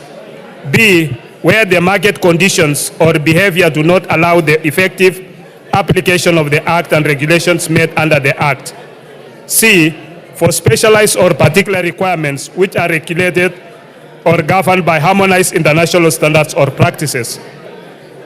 D, where strategic partnership sourcing is applied, and E, where credit finances procurement is applied, or F, in such other circumstances as may be prescribed. Honorable Speaker, the Honorable Ministry members, please be quiet. Honorable members, and I think the chairperson is saying something that's very important about the new social health insurance fund that is very important to our constituents. So let's pay attention. The Minister of Health invited Mr. Safaricom PLC to submit a proposal using the provisions of Section 114A, D and E of the Public Procurement and Asset Disposal Act. Mr. Safaricom PLC submitted a technical proposal and a financial proposal as a consortium with Convergence Network Solution Limited and Apiero Limited. With Safaricom PLC. Hold on. Honorable members, those who want to have little kamkunjis, if you could kindly go to the lounge so that we can listen to this very important report. With Safaricom PLC being the lead bidder in the consortium. Safaricom PLC roles in the consortium involves overseeing the entire project, ensuring that all consortium partners adhere to the contract's terms and deliver their respective components as per the agreed scope. Safaricom PLC was approached as a strategic partner owing to its strong capacity to manage and coordinate the project effectively. Safaricom PLC is the largest telecommunications company in Kenya and one of the most advanced in East Africa. Safaricom has a major technological advantages, particularly its extensive 5G network, which currently reaches 77% of the Kenyan population. In addition, Safaricom's network covers over 99% of the country, providing connectivity in remote areas. These factors made Safaricom the most suitable partner for a large-scale project that requires robust and reliable digital infrastructure. Honorable Speaker, Convergence Network Solutions Limited, founded in Canada, is a leading digital transformation IT company with its headquarters in Nairobi. It established operations in Kenya in 2014 when it was incorporated on 2nd April 2014. From its profile, Convergence Network Solutions Limited has a presence across East Africa in 7 countries, including Rwanda, Zambia, and Uganda. Convergence Network Solutions Limited specializes in cyber recovery solutions, identity security management, analytics, and data modeling, IoT, enterprise system integration, integrated physical security, and enterprise collaboration and customer engagement. Apiero Limited, on the other hand, is a private company limited by shares and which has incorporated in Abu Dhabi global market on 11 July 2023, with its business activities being computer programming activities, treasury financial systems and applications development, call centers activities, regulation of the activities of providing healthcare, education, cultural services, and other social services, excluding social security, market research, and public opinion polling, computer consultancy, and computer facilities management activities, data processing, hosting, and related activities. Apiero Limited is owned by Sirius Holding, which has over 25 subsidiaries and presence in over 28 countries. The latter is an international holding company, the largest UAE holding company with over USD 250 billion market capitalization and 479 subsidiaries across 9 industries. Honorable Speaker, I wish to inform this House that the system being procured is not just a social health authority system, but a national integrated information technology system for the entire health sector, a digital superhighway. The system, therefore, this digital superhighway is therefore not solely managing social health insurance, but provides for the various components aimed at delivering a comprehensive and integrated healthcare system for the country. These components encompass the development of a health information management system, a health information exchange platform, core business services such as provision of telemedicine and track and trace for pharmaceutical products, the Social Health Authority Insurance Management Platform, an enterprise resource planning system, national logistics and supply chain management software, a learning platform, a data lake, and analytics system, as well as the necessary digital health infrastructure to support these systems. The Ministry of Health averred to the committee that it secured the necessary approvals from the Cabinet Secretary for the National Treasury and the Attorney General for the use of the specially permitted procurement procedure, with main justification for the procurement of the system being the obligation set out in Section 105 of the Health Act, Cap 241 of 2017. This section provides for the establishment and maintenance of a comprehensive and integrated health information system by the Ministry of Health. The Ministry of Health also clarified that due diligence on the contract had been conducted by Kaplan and Stratton, advocates, and not Danton, Hamilton, Harrison, and Matthews, as widely reported on social media. Honorable Speaker, the committee had also expressed concerns about electricity and network connectivity challenges in certain hospitals, especially in remote areas. The Ministry of Health and the Social Health Authority acknowledged the issue, noting that 4,065 health hospitals face difficulties with power and internet access. To mitigate these challenges, hospitals will receive devices with power banks for backup power. Additionally, The digital system will function in offline mode, ensuring hospitals can operate without internet access. The ministry is also collaborating with the Ministry of Energy to secure infrastructure upgrades, including reliable electricity, to facilitate the full implementation of the digital health system. The Ministry of Health further assured the committee that there are at least 3 connectivity lines available to support the system in case of system down or failure. Madam Speaker, the Ministry of Health and the Social Health Authority, in the meeting held with the committee yesterday, Monday, 30th September 2024, highlighted its preparedness on the rollout of the access to social health benefits. The Ministry of Health submitted that as of 28th September 2024, the SHA system had registered approximately 2 million new members, while 9 million members from the NHIF system were to be transitioned to the SHA platform. Honorable Speaker, in conclusion, the Integrated Health Information Technology System, if implemented by the Ministry of Health in the manner that the latter explained to the committee, would contribute significantly to the digitization and modernization of Kenya's healthcare system, ensuring accessible, affordable, and high-quality care for all Kenyans, as envisioned in the Kenya Health Policy 2014 to 2030 and the Kenya Universal Health Coverage Policy 2020 to 2030. Thank you, Honorable Speaker. I submit. Thank you. Next now. You have a point of order? Okay. Thank you, Honorable Speaker. We just want to interrogate the statement. I have a few concerns, Honorable Speaker.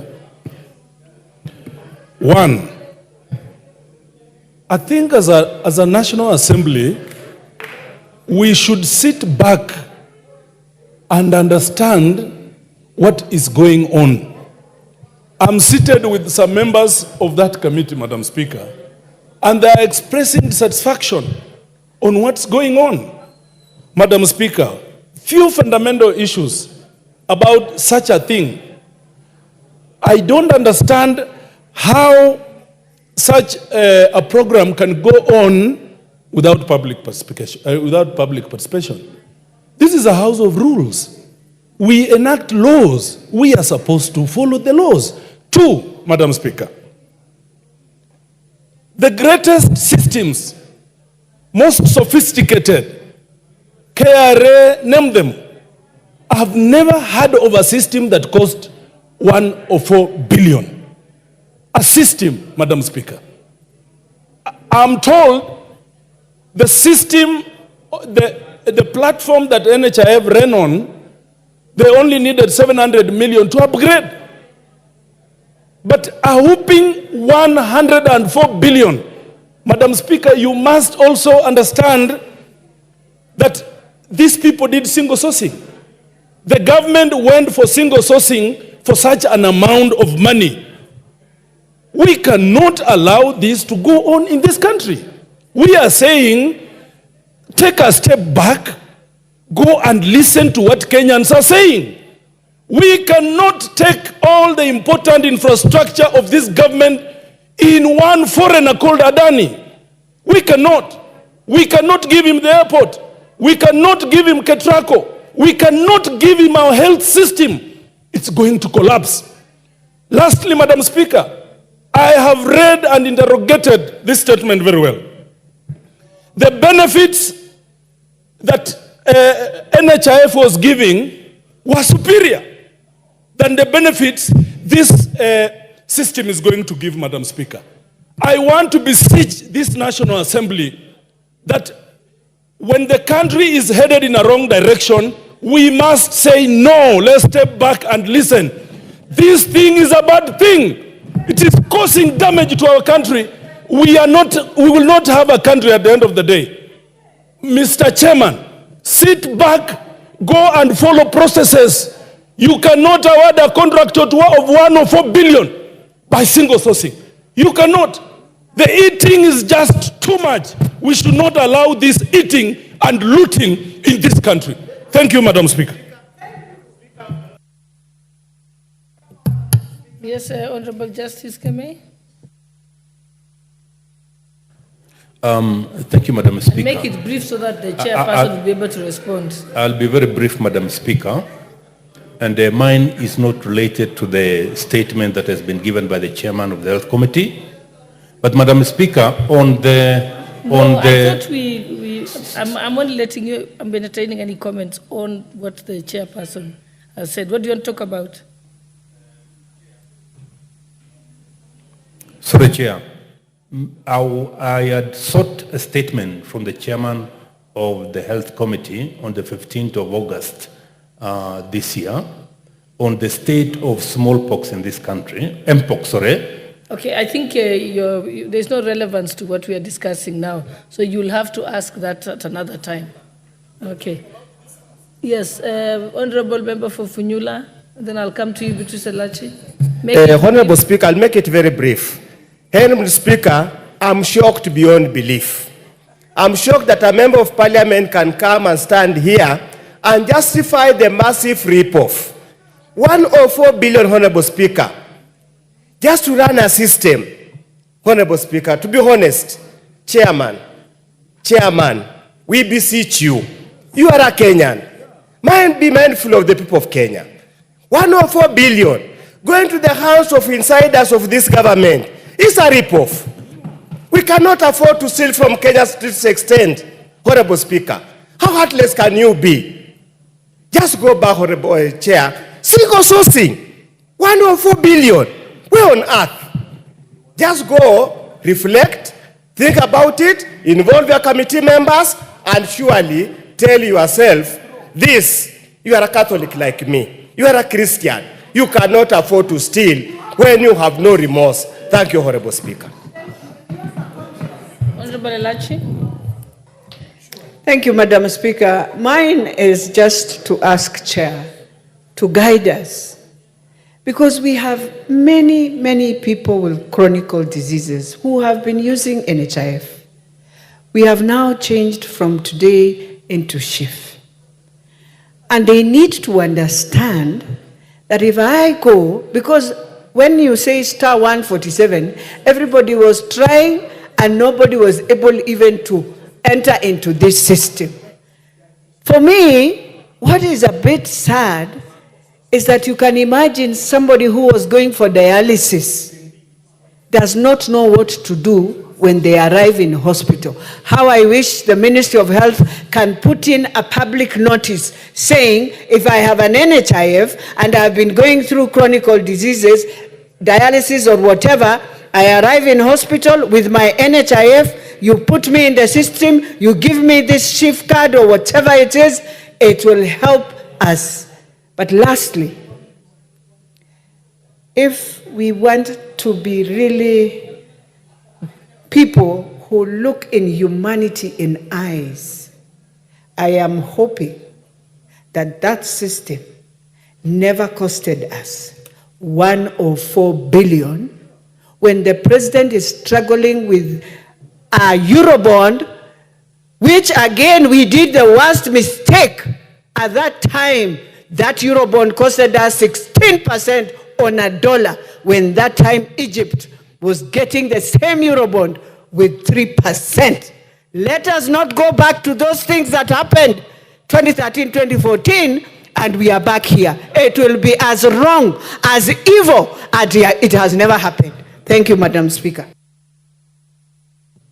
Yes, Honorable Kibagendi, and then I'll come to you, Honorable Nyikar. Madam Speaker, I sit in the Health Committee, and I have raised concerns about a bulk of what fellow members have raised here this afternoon. One of my concerns, of course, was about the cost of this particular system, given that some of the most sophisticated systems that we have in this country are KRA, Safaricom, M-Pesa, and a few others that cost less than 10 billion Kenya shillings.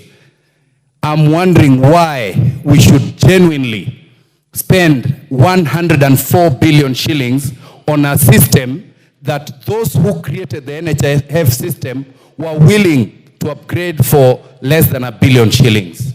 104 billion shillings is adequate to take care of primary school children. For 10 years, it's 9 billion per year. They would have lunch in school. Secondly, Madam Speaker, why this system should offer an inferior benefit, yet members now pay more. Imagine, Madam Speaker, they are saying in a family, you can only benefit, only one individual can benefit to go for diabetes tests per year, one person, and it's only 4,000 shillings. Only one person can benefit on matters to do with dental, and it's about 2,000 shillings. Only one member in a family can benefit with optical medical care. It is absurd given what we had in NHIF. If indeed NHIF had issues, our focus should have been to review the claims management department. And today, Madam Speaker, I would like to bring to your attention that even in this social health authority, there is a scheme to outsource the core mandate of this particular authority, which is the claims management department. And that will be a loss of funds that would have been used to support poor Kenyans. Madam Speaker, this is something that I've been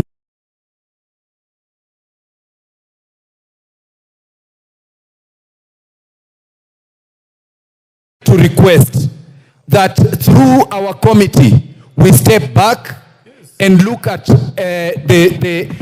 I've forgotten to mention, in our committee, we requested the ministry to produce even one photo of a public participation event. They could not produce even one. There was no public participation anywhere in this country.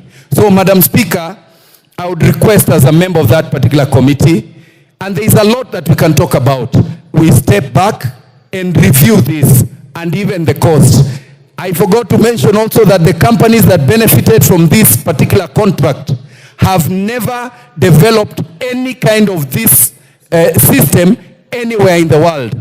One of them was just registered the other day in July.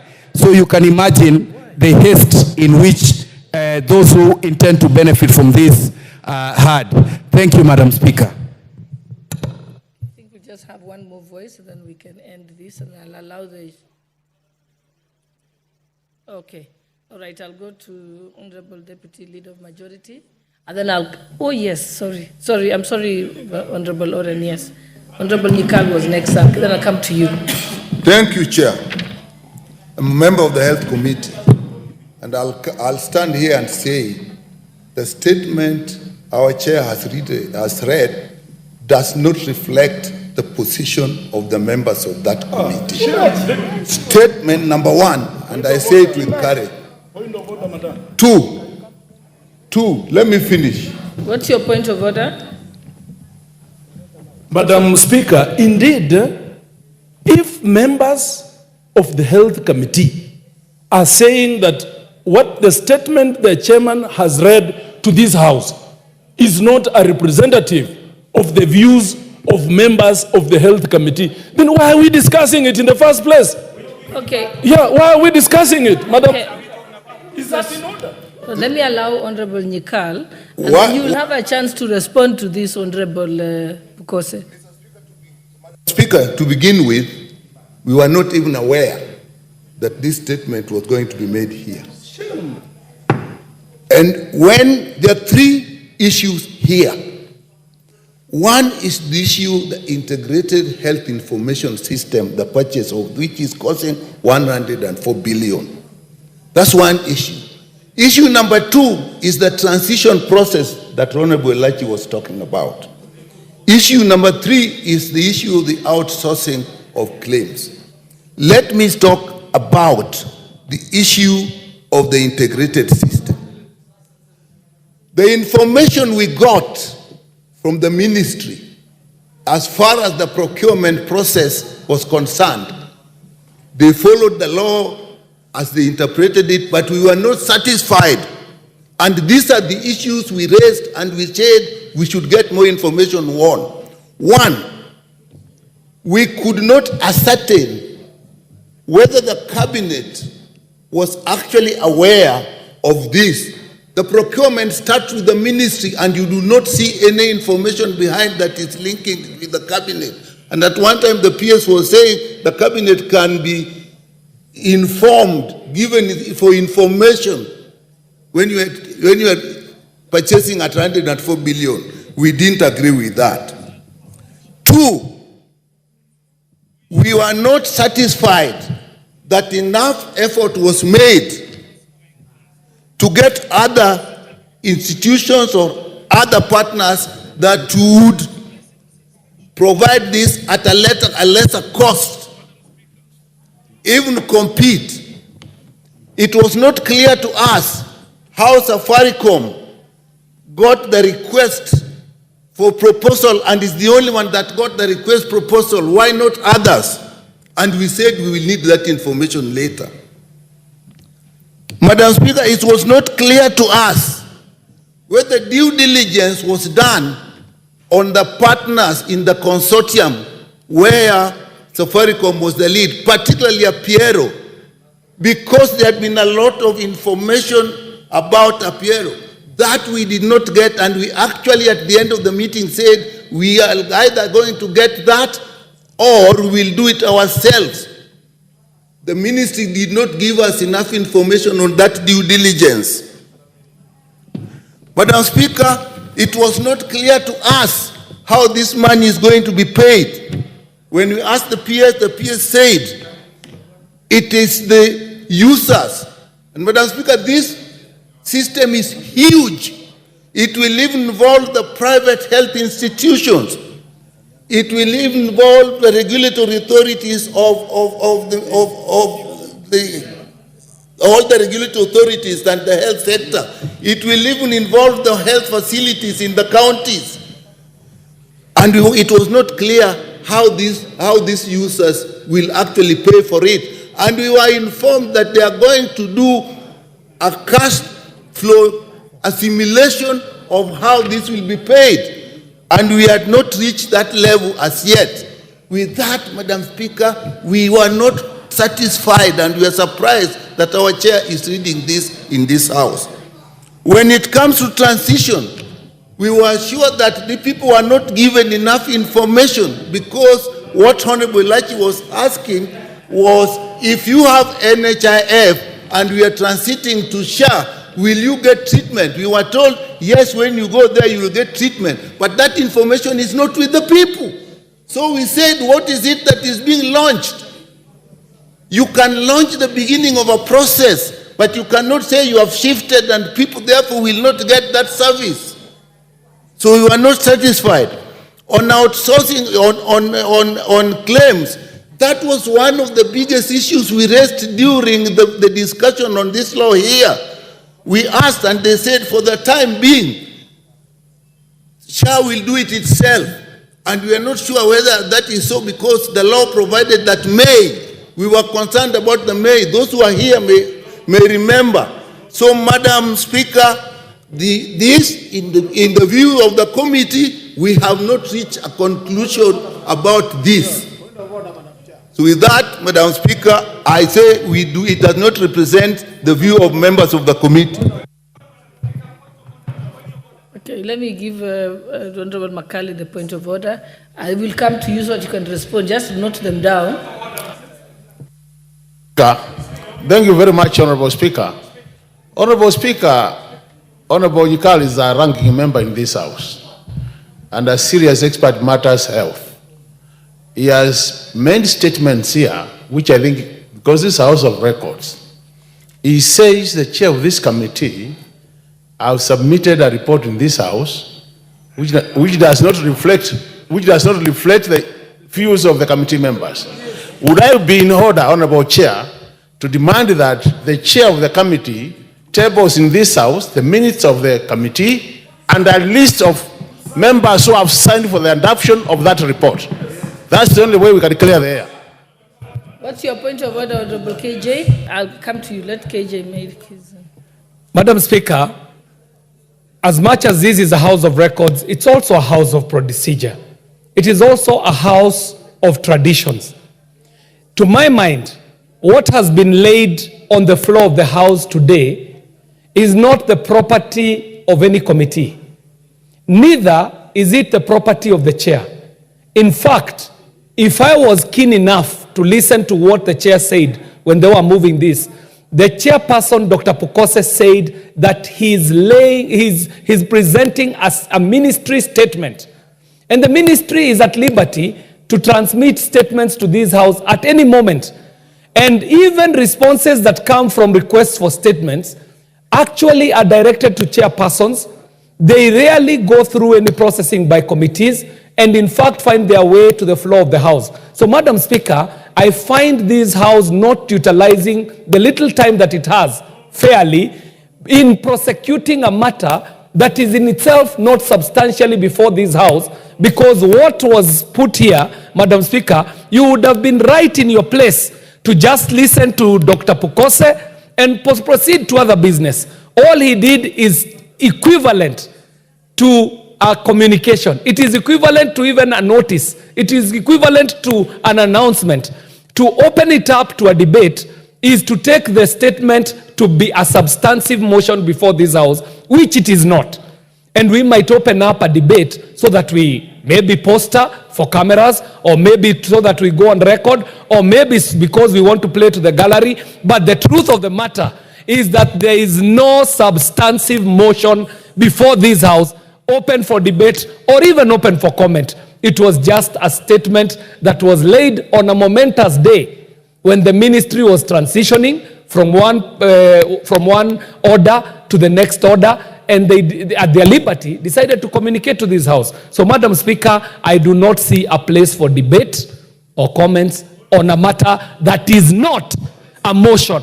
And I say this because we are guided by standing orders. We might not be able to debate something that is not substantially before this House. Thank you very much, Madam Speaker. Honorable KJ, the tradition of the House has been that when members make statements or ask questions, usually if there is an interest by members to, comment on it, usually we'd allow them. So it's, but also, okay, Honorable, because you're out of order, don't speak from there. You will get a chance to respond, like I've said. Yeah, Honorable Owen, I've already corrected him, so it's done. I would like to say this, Honorable Speaker. Honorable Speaker, what I understood when the Honorable Pukose stood, he said he is issuing a statement. And Honorable Nyikal is a ranking member who I have a lot of respect. But it is also important to listen at the beginning.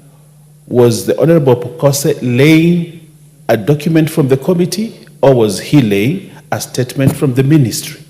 So if you actually come here and say you disown that the committee did not participate or agree on that statement, you are actually right, but on the wrong lane. He was not laying a position paper of the committee. He was laying a statement from the ministry. And the ministry has a right, as chairman of the committee, he transmits business from the ministry to the House, which is properly in order. And therefore, I would request you, Honorable Nyikal, being a dignified member of this House, ranking with a lot of respect, it is important that you withdraw that statement on the basis that you are commenting on something that has not been presented to the House. This House has not received a committee report. This House has received a statement from the minister. And that is the position. So for you as a ranking honorable member of there and my neighbor, it is good. It is actually good practice to say, I did not understand it, I spoke on something that was not proper, and therefore withdraw. Secondly, Honorable Speaker, I'd like to speak to my friend Wamboka, Jack. He has a good voice, he's very articulate, and he says a lot of things that people celebrate. But also, it is very important, Jack, that when you come to contradict a statement from the ministry, the tradition of the House is for you to substantiate your statements. Bring documentation substantiate, say something contrary with proof, with facts, with documentation. Even what Kibagendi did is just to hype something that does not exist. Because if they talk about Adani has done this, Adani has done this, yes, good practice that we have inherited from our forefathers in this house is that you come and substantiate and say, I have documentation here that shows contrary. I want to substantiate to say this. So, you know, the statements that are being said here, Honorable Speaker, and it's very important that we protect programs that government have initiated that are going to take care of millions of Kenyans, like this program that is being rolled out. If we go out there, say things without proof, without substantiating on those items, they kill a good government program just because somebody has an opportunity to come to Parliament and speak about them and is heard all over without substantiating. Honorable Speaker, we must take debate in this house to another threshold. The things that you come here and because you have a loud voice, you can say whatever you want to say and it carries the day. Honorable Speaker, if I were you sitting on that seat, I would have told them to withdraw those statements because they are not good for this country. They are not substantiated and they are not statements of fact. They are not statements of facts, and Honorable Speaker, what they did was wrong. I applaud Honorable Pokose because he stands for what is true. I thank you, Honorable. Yeah. Let me allow Honorable Pokose to respond. What's your point of order, Modi Karoli? Madam Speaker, understanding order number 1, I think Honorable Owen Baya is completely out of order to try and undermine the authority of this House and the discretionary power that the Speaker has to allow any kind of debate to be admitted on the floor of this House, especially on a matter that is as important as this. And I hope you are not going to close it after the response of the chairman, because we have views. We don't sit in the committee. We have our views to present on the floor of the House. And we didn't ask them to come and make the statement. They made it. They've walked into our territory. We must have the opportunity now to speak. And I hope it will not be closed at that. Thank you, Madam Speaker. I think honorable members, let's allow Honorable Pokose to confirm so that he can clarify whether it's a ministry report or a committee report. And I think the members from the committee, I think if Honorable Pokose has admitted that it's a ministry report, then yes, it is true that it was not, didn't come through your committee. But let's allow him to respond so he can clarify those issues. And yes, this particular topic is very important to Kenyans. Madam Speaker, this is a statement. We are in order number 7, which is statement. And the Honorable Speaker, you allowed me to make a statement on behalf of the ministry on the rollout from NHIF to SHIF. That is on the rollout of the universal health coverage, which is happening today. That was the basis in which I was given this position to make that statement. Unfortunately, my colleagues are assuming this is a committee report. No, it is not a committee report. This is a statement. I think that should be very distinguished. Secondly, Madam Speaker, the points which have been raised by my colleagues, Honorable Nyekal and the other members, are not in relevance to my statement. None of them has disputed any of what I've raised in this statement. They have actually gone ahead to make their own points based on what they know. And I think that is very wrong. It is based on hearsay. And Madam Speaker, when I brought this statement, the aim of this statement is to reassure Kenyans that today we are rolling out, we are moving from NHIF to SHIF. And when we are moving from NHIF to SHIF, people are worried outside there. Are we going to access our health services? That is the point. And in this report, I said 9 million of the people who are in NHIF are going to be moved to SHIF today or moving forward. It is not a one-off event. This is a transition. Today is the start, and it is moving. They have already registered about 2 million people into the SHIF system. Among the shifts, people are talking of system. What is here is a digital superhighway. SHIF is just a small, the ERP for SHIF is just a small component of it. The rest is a huge component. And members, my committee members, Honorable Kibagendi, Honorable Nyekal, they are aware.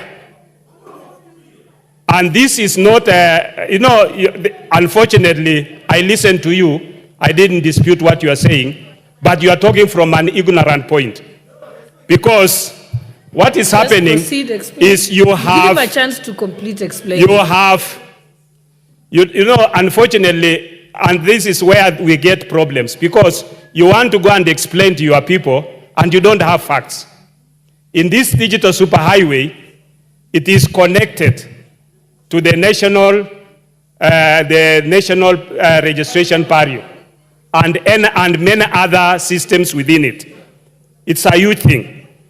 It has two components. When we now go into the digital superhighway, it has two components. And this is not a SHA system.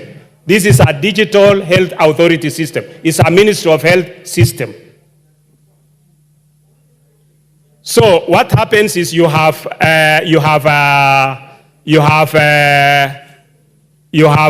Safaricom being a lead agency with others who have come in to invest in two components. They are investing in infrastructure and maintenance and service for 12 years.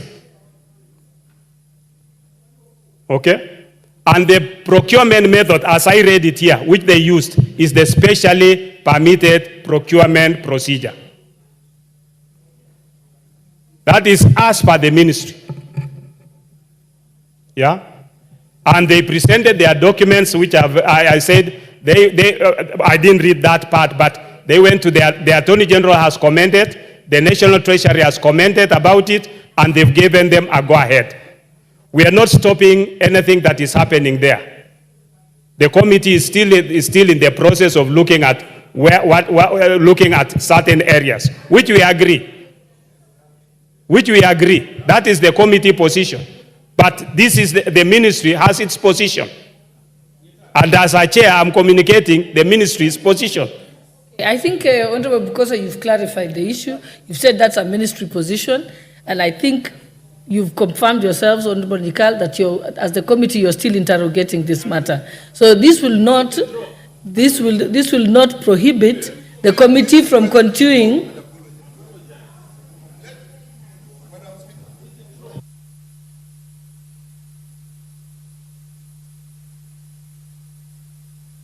Yes, if a statement is being made, give me.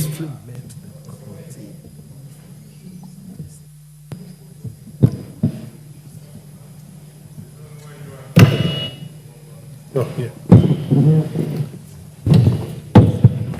One, if the ministry wishes to make a statement to the public, it is not through this house. If the ministry is making a statement, it does not make reference to the discussions that has become before the committee. Once the ministry brings out the issues that they brought and discussed before the committee, it therefore becomes our discussion as well. So all the things were said, we met with the committee, we did this to the committee. You are therefore bringing the committee into what the ministry is saying. And we have not completed, giving the impression that what the committee is saying, what the ministry is saying, the committee has agreed to it. So on that, there is nothing to withdraw and to apologize for. Okay, Honorable Nikal, I think it's understanding order 44B, the leader of majority or minority or chairperson of a committee or their designee may make a statement relating to their responsibilities in the House or activities of the committee. So yes, they're responsible to oversight the Ministry of Health. So yes, he's in order to come and make that statement as a statement coming from to the people. Yes. He hasn't referred to he didn't refer to. He has not referred to the committee, and I think he's made it clear. It's a ministry statement. The committee will be at liberty. You'll be at liberty to continue to interrogate this issue. Yeah, it doesn't affect your operations because you can still come and question the ministry. The ministry can appear before the committee and still question them on that issue. I think, Honorable Owen, let's just close this and move to the next statement. No, I think the comments were more based when people thought it was okay, I'll just allow you, Honorable Karoli, but Thank you, Madam Speaker. very briefly, though. Yes, I'll be normally I'm very brief. Madam Speaker, ever since this particular matter came into public limelight, I think both the country and the House are addressing the wrong issue. Let me explain why. What is being touted as being supplied by a consortium led by Safaricom is nothing other than an information management system. It is a digital, as they call it, a digital superhighway. It is an information management system. What Safaricom has become an expert on doing is fronting contracts that are opaque, that are not transparent, as was evidenced by the one for surveillance of the city, and avoiding the tendering process. If you look at the amounts of money that are allocated to this particular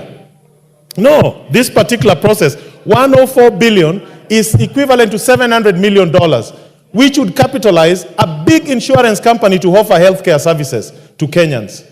That is not the case here. We are being told that an information management system that is being acquired without competition, without transparency, will cost 104 billion, which was the amount for the first Eurobond Kenya ever borrowed. I mean, what we should be asking is the financial details of this transaction. What is the interest rate? What is the repayment period? This House should see the financial elements of this contract. This is a financing arrangement where a service provider walks to a user and says, okay, you don't have the money to do this, I will do this at this cost, without testing. I think, Honorable... Yes, that is what we should be talking about. This is a financial instrument. Karoli Omondi, I think we've already settled it, that this matter is before the committee. It's before the committee, isn't it? Yes. Okay, what's your point of order, Honorable Chair? Madam Speaker, I'm on a point of order. Honorable Karoli Omondi has claimed that this is a health information management system. But from my reading, the system there is not solely managing social health insurance, but provides for various components aimed at delivering a comprehensive and integrated health system for the country. These components encompass the development of a health information management system, that is one, a health information exchange platform, that is two, core business services such as provision of telemedicine, track and trace for pharmaceutical products. Yeah? You are not listening. The health information system is just one. There is track and trace for pharmaceutical products. There is core business services such as provision of telemedicine. There is development of a health exchange platform. It is many things. No, that is different things. Okay, you know, the problem is you are not listening. Okay, Honorable Pukose. Health information is just one. Okay, Honorable Pukose, I think now we are flogging a dead horse. Already, the committee is at liberty to interrogate this issue. The committee is at liberty to summon the Minister of Health. Honorable Pukose, don't defend the ministry position. There's no, and I'm saying you've read it. Let the committee will work on it. And obviously, it's obvious that members have questions. You'll deal with it at the committee level. We are not going to be able to deal with it here on the floor of the House. So let us end this debate, Honorable Owen. Yes, Honorable Owen. I want to say this. You know, Honorable Karoli Omondi is a bright lawyer, and he understands what he's saying. And I also want to know more about these things that he's talking about. I also want to know more, Honorable Karoli.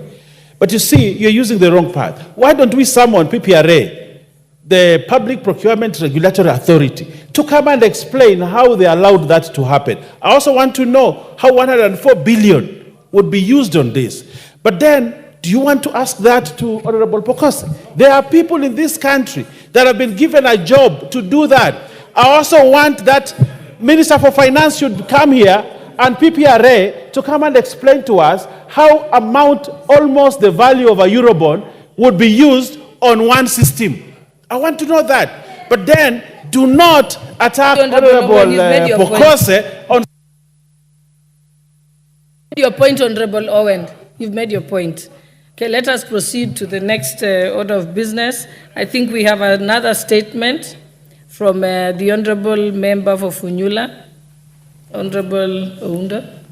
Thank you, Honorable Speaker. This is a request for statement. Honorable Speaker, pursuant to the provision of Standing Order 44.2c, I rise to request a statement from the chairperson of the Departmental Committee on Administration and Internal Security regarding the welfare of prison officers.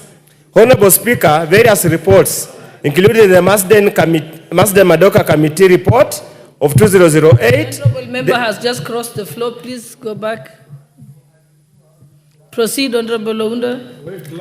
Honorable Speaker, various reports, including the Masden Madoka Committee report of 2008, the Maraga Task Force report of 2023, and other Ministry of Interior and National Administration reviews, have repeatedly identified and documented the challenges facing the Kenya prison services. Despite these comprehensive evaluations and recommendations made, the situation remains largely unchanged. The state of affairs was affirmed in the Maraga Task Force report, which stated the situation remains the same as what the Madoka Committee established about 15 years ago. In essence, the conditions within the Kenya prison services remain precarious and pose a potential threat to national security if the service ultimately becomes dysfunctional. Honorable Speaker, it's against this backdrop that I request for a statement from the chairperson of the Departmental Committee on Administration and Internal Security on the following. Number one, the status of implementation of the recommendations of the Maraga Task Force report, specifically in relation to the promotion of prison officers, some who have stagnated at the same job grade for over 10 years, and the constitution of the Prisons Council as provided for under Section 21C of the Prisons Act. Number two, any plans to provide, Honorable Speaker, decent housing for prison officers under the Affordable Housing Program, and if you saw, the status of these arrangements. And finally, number three, the status of harmonizations of the terms of service, including salaries, for all officers and the various services, specifically between the National Police Service and the Kenya Prison Service, to ensure parity and fairness, remuneration and working conditions. I thank you, Honorable Speaker. Okay, I think that statement will be dealt with by the Committee of Administration and Internal Security. Okay, next statement.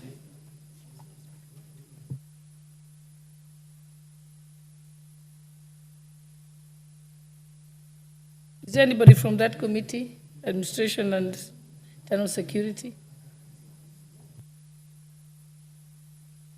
Give me the mic. Thank you very much, Madam Madam Speaker. But that statement is to actually the State Department of Correctional Services, which falls under Justice and Legal Affairs. So I believe that will be the right committee which will handle the statement, and that can be done within 14 days if it is forwarded immediately to the State Department of Correctional Services. Thank you for that correction. Now I remember actually that was moved to Justice and Legal Affairs. Okay. The next statement is by Honorable Member for Langata. Thank you, Madam Speaker. Honorable Speaker, pursuant to the provision of the Standing Order 44.2c, I rise to request a statement from the chairperson of the Departmental Committee on Defense, Intelligence and Foreign Relations regarding the current management and public access to Uhuru Gardens. Honorable Speaker, Uhuru Gardens is one of Kenya's most significant national monumental facilities It holds deep historical value as it is the site where the Kenyan flag was hoisted during the Declaration of Independence on the 12th December 1963. It symbolizes the birth of the nation and Kenya's freedom from colonial rule. The facility is a site that represents Kenyan national identity, national pride, where citizens can reflect on the country's history, achievement, and aspirations. For many years, Uhuru Gardens was available recreational space for the local community and tourists. The expansive green space allowed people to engage in physical activities such as morning runs, picnics, relaxation, and now more so content creation for the young people called the Gen Zs, hence promoting physical and mental well-being. Public access to such facilities is therefore essential for the community health and social cohesion. The situation changed when the facilities was placed under the military oversight, which has restricted public access. Honorable Speaker, it is against this background that I rise to request for a statement from the chairperson of the Departmental Committee on Defense, Intelligence and Foreign Relations on the following. 1. Clarification whether Uhuru Gardens will remain an open public space as it was earlier or has become a space of control visits and access. 2. A report on the status of the completion of the renovation of Uhuru Gardens by the KDF and when will the public be granted access. 3. The reasons for permission of certain activities such as marathons, music concerts at Uhuru Gardens while the general public is denied access. 4. Plans in place to ensure that Uhuru Gardens is listed under the e-citizen platform, specifically the 222 portal, to allow citizens to make payments or bookings for the public access and events, thus ensuring accountability and transparency. I thank you, Madam Honorable Speaker. Thank you. That particular statement will be marked to the Committee on Defense, Intelligence and Foreign Relations. Is there any member of that committee here? Okay, the Deputy Majority Leader, you'll ensure that that is acted on. And you can tell them they have 2 weeks to respond. Next is a statement by the Honorable Fatuma Zainabu, member for Migori.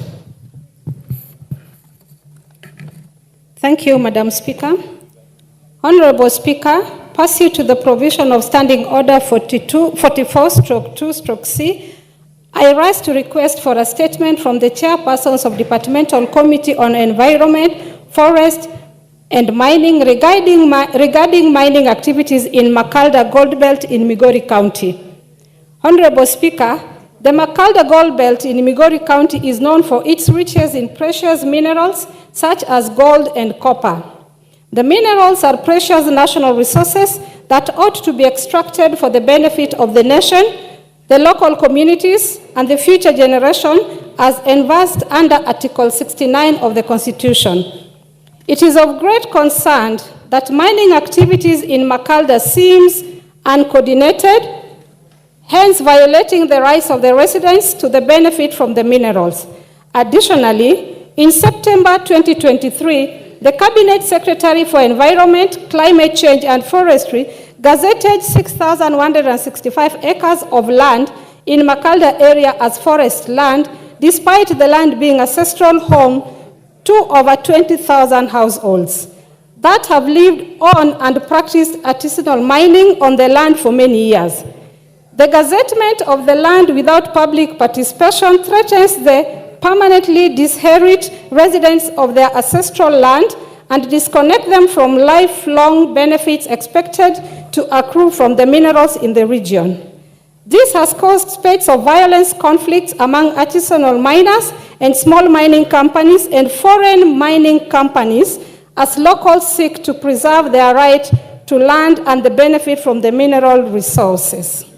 Honorable Speaker, it is against this background that I seek a statement from the chairperson of the Departmental Committee on environment, forest, and mining on the following. 1.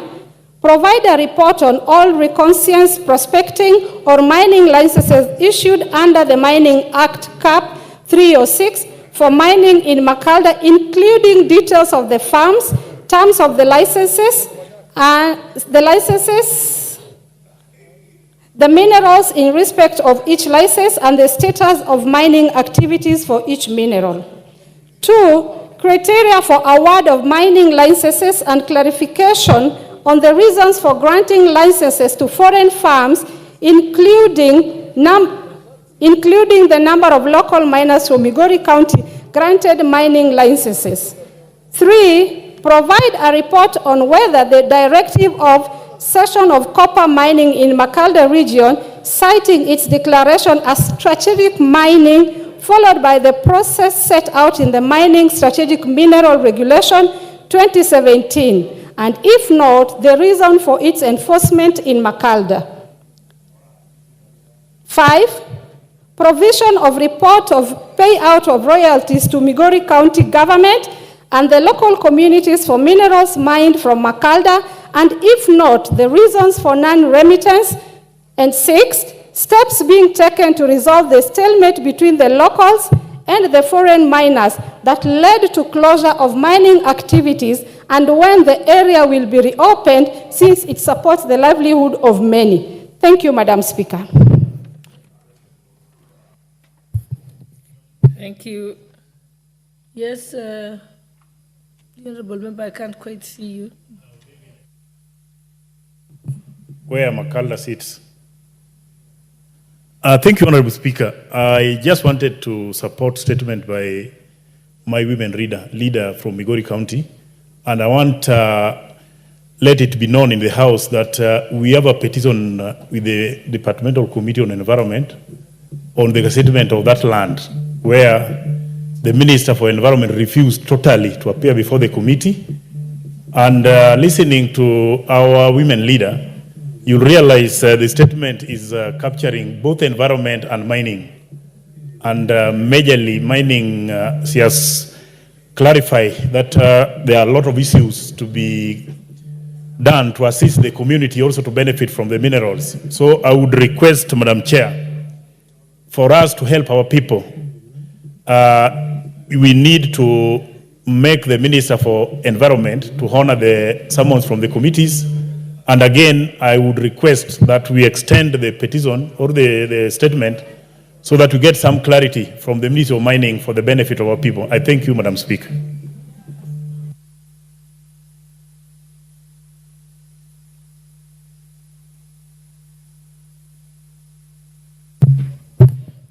Okay, I think that statement of Honorable Fatuma will be placed before the Environment and Forestry Ministry, and also to them, and also mining. And what can happen is that the two can be consolidated with the earlier petition that you have alluded to.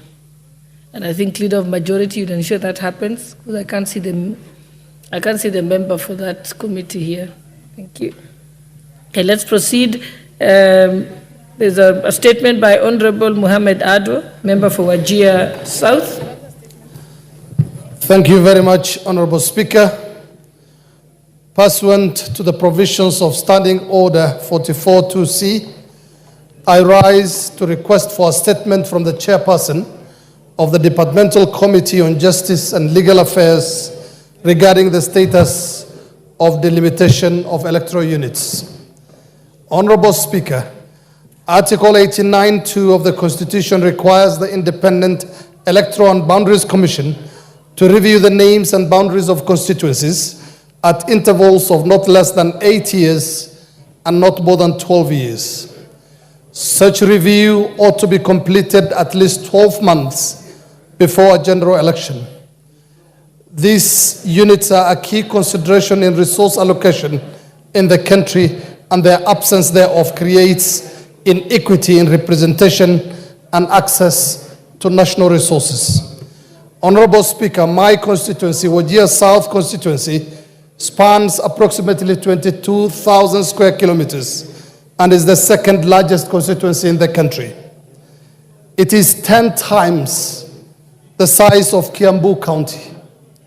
The constituency faces a myriad of challenges, such as administrative inconveniences that have often led to the merging of some areas close to one another, as well as underrepresentation in the county assembly, a high population density, and considerable absence of equity in resource allocation.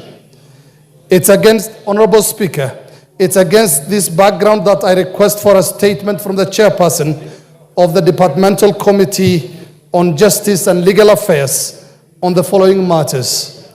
1, the expected timelines for the delimitation of electoral units in accordance with Article 89(2) of the Constitution, and measures put in place by the government to ensure that residents of constituencies and areas like Wajir South constituency and North Hor that are not just overpopulated but also have little access, that have access to more resources while awaiting the boundary reviews.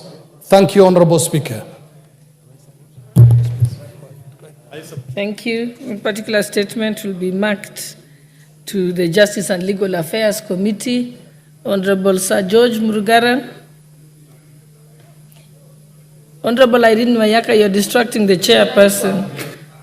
We've said that the matter relating... Honorable Murugara, did you hear about the status of the delimitation of the electoral boundaries? When will you be able to give a response on this? Thank you very much, Madam Speaker. We do not have an IBC on which we can actually give these particulars. And I recollect being told at liaison committee that I should be making a statement as regards the progress we are making to constitute IBC.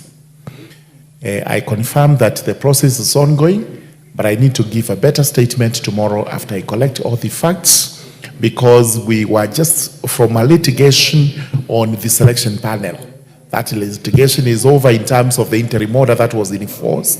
We expect the president to gazette the selection panel, which will sit within the given timelines, which were set by this House, to constitute IBC. Once it is in office, then we can start answering such pertinent questions as regards delimitation and other issues. So, Honorable Speaker, let me give the first statement tomorrow. And then after that, we can deal with this. Okay, thank you. There's a statement by the Honorable Agnes Pareño, member for Narok North.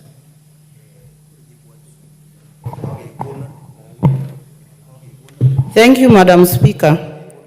Honorable Speaker, pursuant to the provision of Standing Orders 44(2)C, I rise to request for a statement from the chairperson of the Departmental Committee on Trade, Industry and Cooperative regarding the sale of Ufundi Cooperative Plaza by Ufundi Sacco. Honorable Speaker, Ufundi Cooperative Plaza in the Nairobi Central Business District has for several years been the subject of a vicious court battle between Ufundi Savings and Credit Cooperative Society Limited and its 14,999 members. In 2022, a 3-judge bench ordered that the land and the plaza, which are co-owned by the SACCO and the investing members, should be sold and proceeds be shared after clearing debts owed to Cooperative Bank of Kenya. The proceeds would be shared between the SACCO and investing members at a ratio of 58.88% and 49.12% respectively. Honorable Speaker, the ruling made by the court intended to bring closure to the long-standing dispute and provide a fair resolution for all stakeholders. Despite the clear directives provided by the court, ongoing wrangles between the investing members and the SACCO continue to impede the sale of the Ufundi Cooperative Plaza.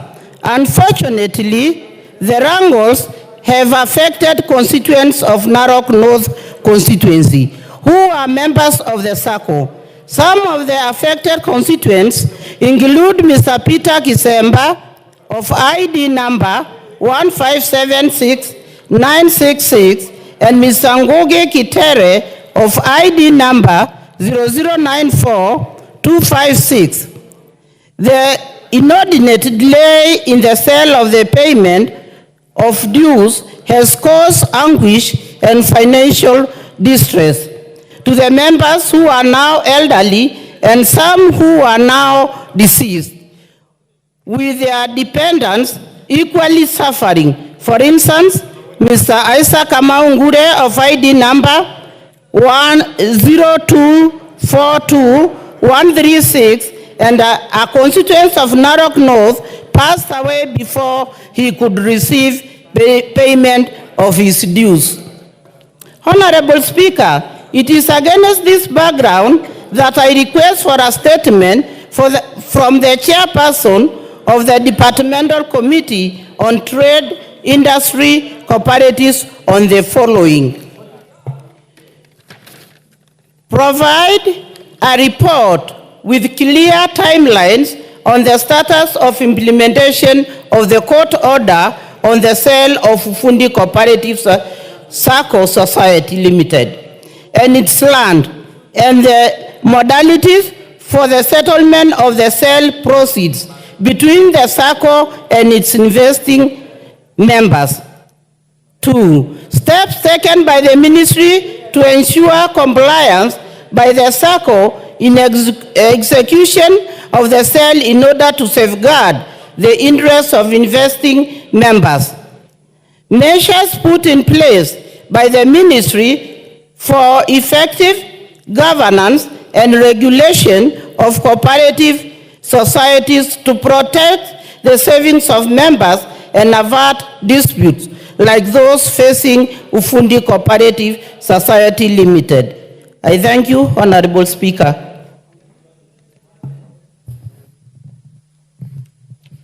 Thank you. That statement will be back to the Ministry of Trade, the Committee of Trade, Industry and Cooperatives. Is there a chairperson of that committee here? Yes, Honorable Lounda.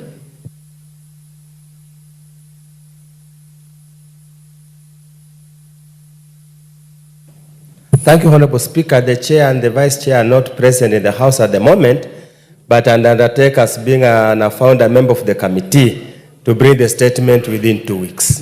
Thank you, Honorable Speaker. Thank you. Okay, next we have the statement by Honorable Kazungu Tungule, member for Ganze. Thank you, Madam Speaker, for this opportunity. I rise to request for a statement regarding the status of elephant invasion in Ganze constituency. Honorable Speaker, pursuant to the provisions of Standing Order 44-2C, I wish to request for a statement from the chairperson of the Departmental Committee on Tourism and Wildlife regarding the increased invasion of elephants in Ganze constituency. Honorable Speaker, the current state of elephant invasion in Ganze has become a matter of great concern, particularly in Mitangani, Ndigiria, Bandari, Murimwandege, and pockets of Bamba and Mahera locations. The elephants have exhausted all water sources utilized by residents for domestic and livestock use. Furthermore, the invasion of the mentioned areas has rendered farming activities impossible, leading to increased dependence on unreliable and erratic relief food supplies. In addition, the risk caused by the elephants has compelled parents to escort their children to and from school, hence impeding them from engaging in profitable economic activities. The fear of attacks by elephants is causing schools to commence later and end earlier than scheduled, which negatively affects learning in schools. Honorable Speaker, the matter was reported to Kenya Wildlife Services officers in Gede, in Malindi, but the response has been lethargic.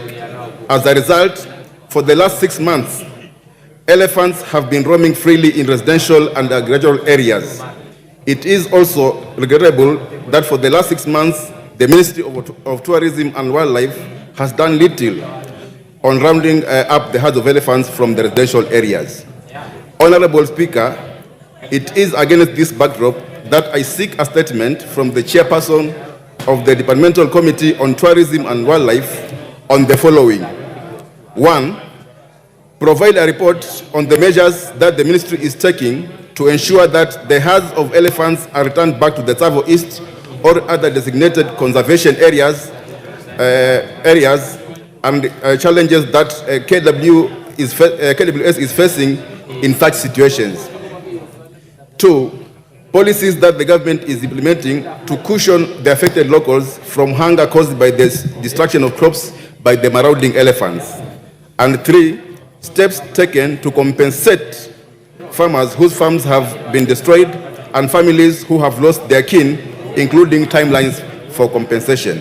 I thank you, Honorable Speaker.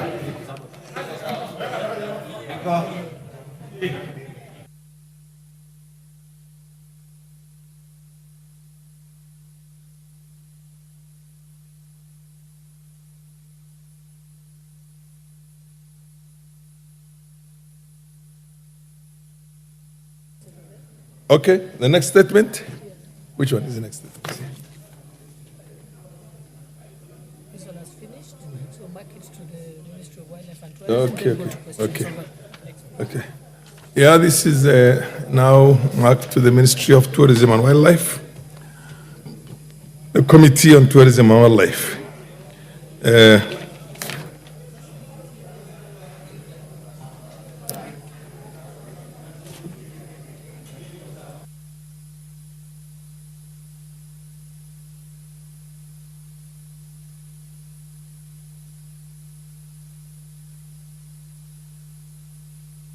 Okay. The leader of majority, Baya. A statement was sought from the Ministry of Tourism and Wildlife by the Honorable Kazungu Tungule, MP for Ganze. We will. When can you give an undertaking on exactly when that statement is going to be ready in the House? Give us 2 weeks, Honorable Speaker. In 2 weeks from today? Yes. 2 weeks. So on a Tuesday, 2 weeks from today? Correct. Okay. Honorable member, you have heard it. Yeah.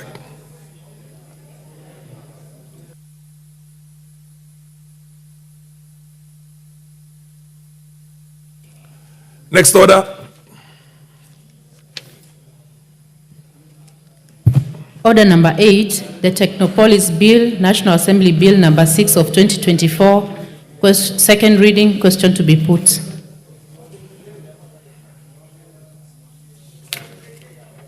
Yeah. Honorable members, order, honorable members.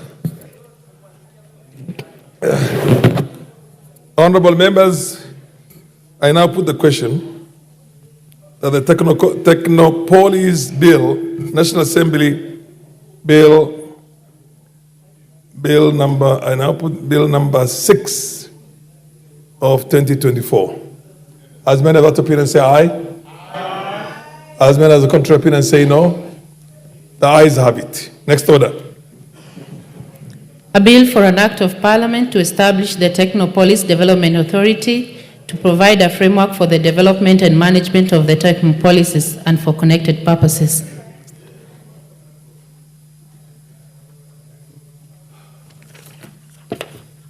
Order number 10, special motion, consideration of a nominee for appointment as the Director General of Competition Authority.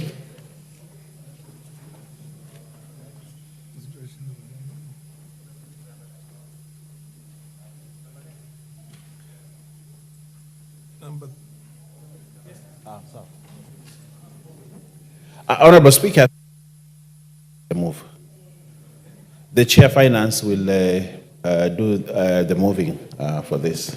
And where is he? He's around. Oh, yes, proceed. Proceed. The Chair of Finance Committee, proceed, please.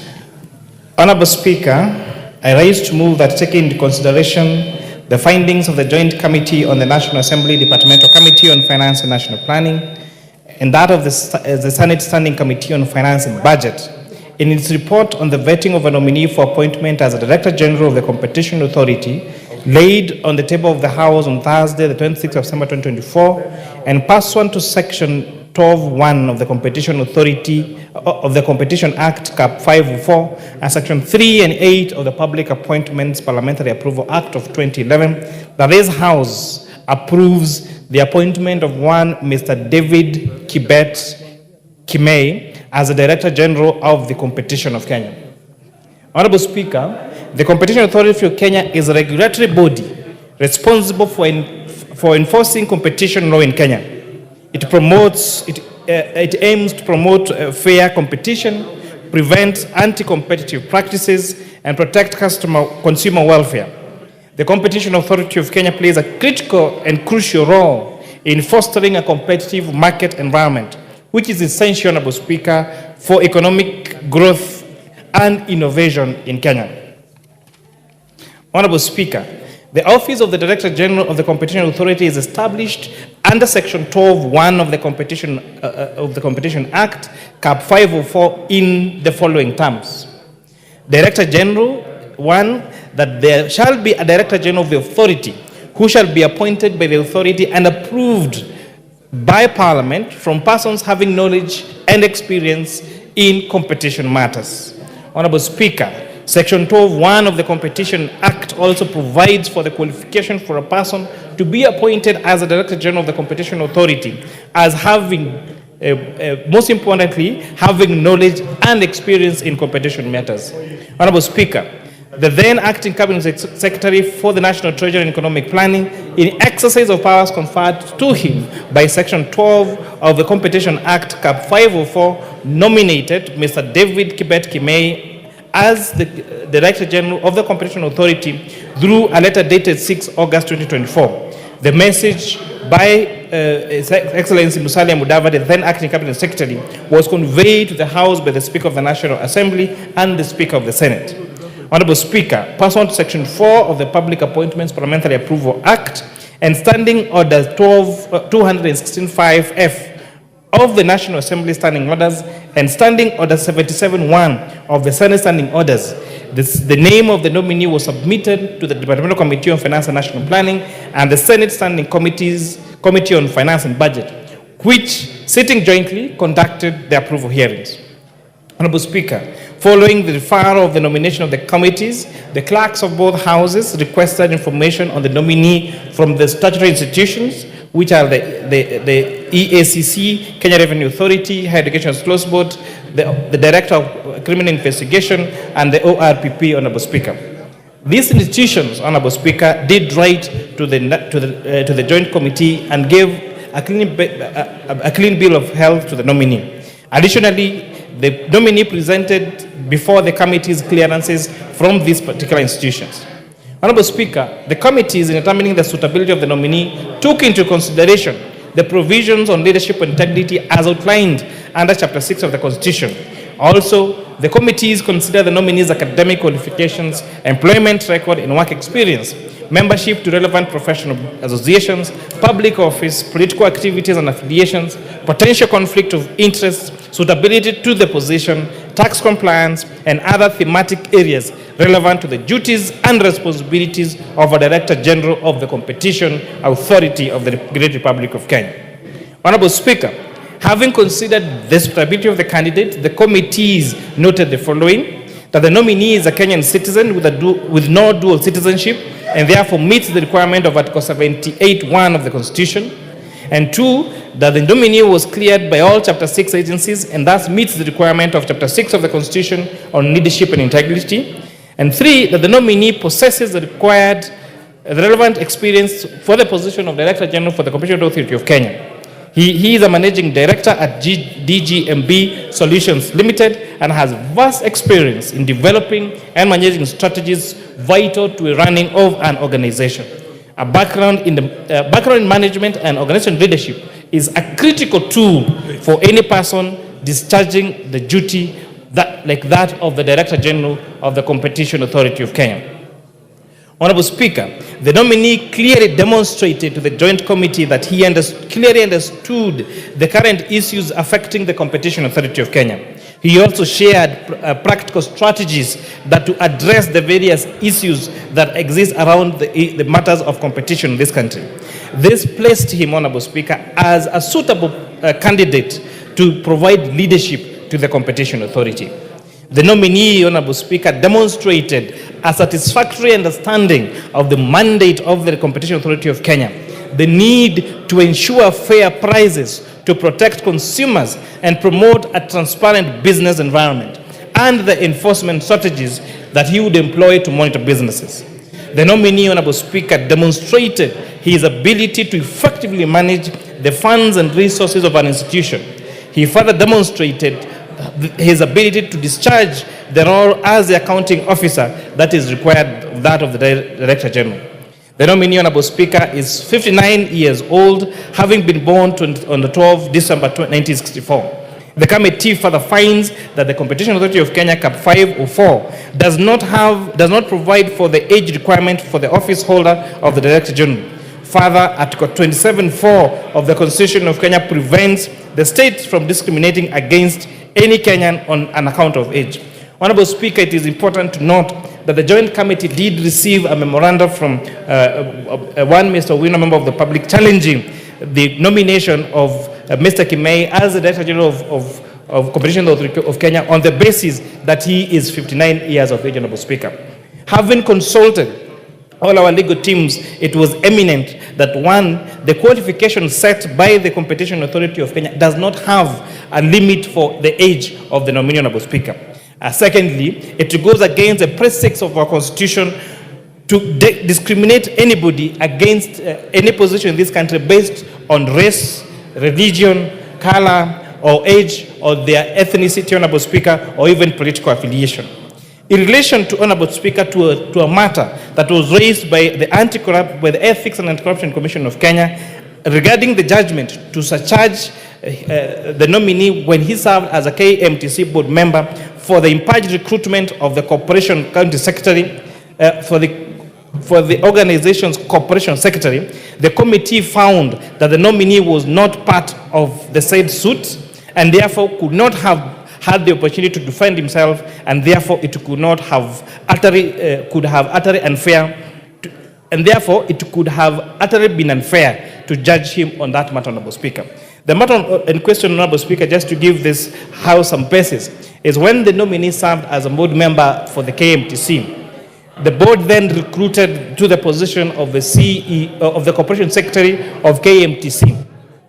However, the said nominee was found not to have the requisite academic requirements, which included to have the need to possess a degree in law and to be a certified corporation secretary, as he is, Honorable Speaker. However, considering that was a board decision, and although even a court ruling had been issued, the suit was against the board of KMTC, and KMTC as a body corporate, and not to him as an individual member of that board, Honorable Speaker.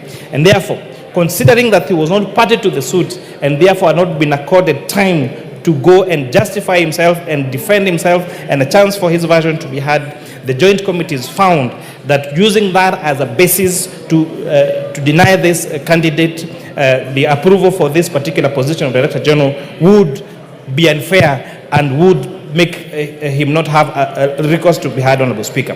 The Honorable Speaker, it is therefore against this background that I request this Honorable House of the 13th Parliament to agree with the joint committees of the National Assembly, Departmental Committee of Finance and National Planning, and the Standing Committee of Budget and Finance of the Senate, and approve Mr. David Kibet Kemei as the Director General for the Competition Authority of Kenya.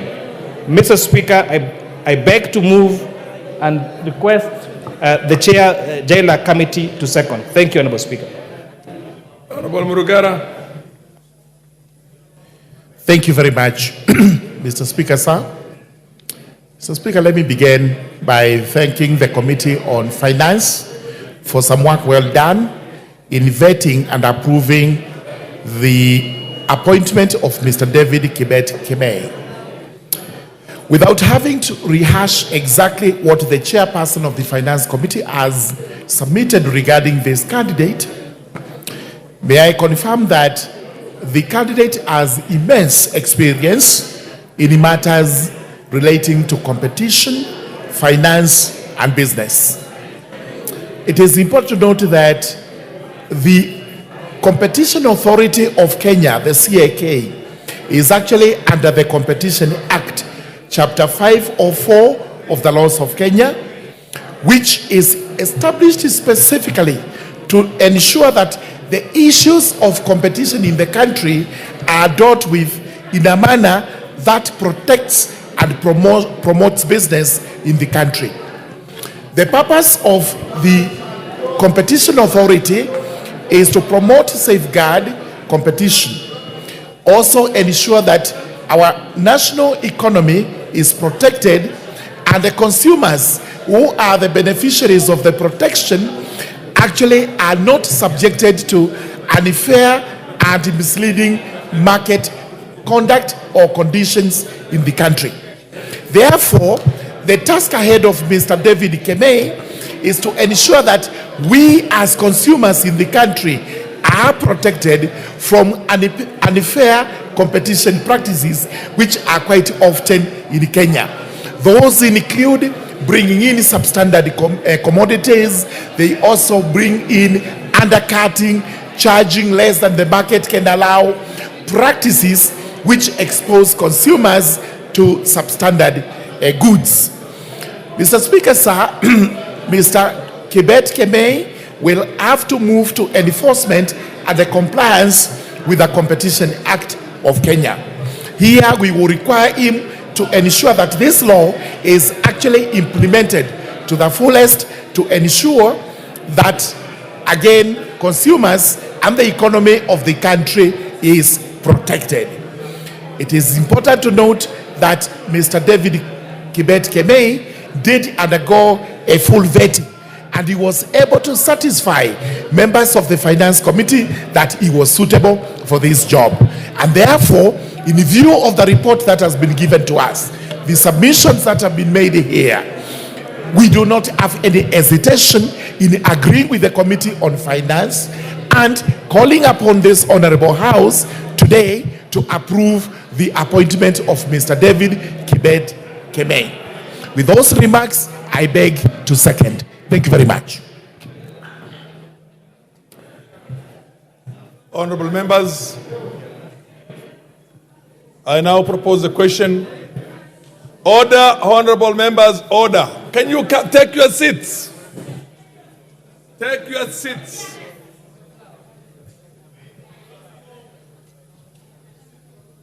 Honorable members,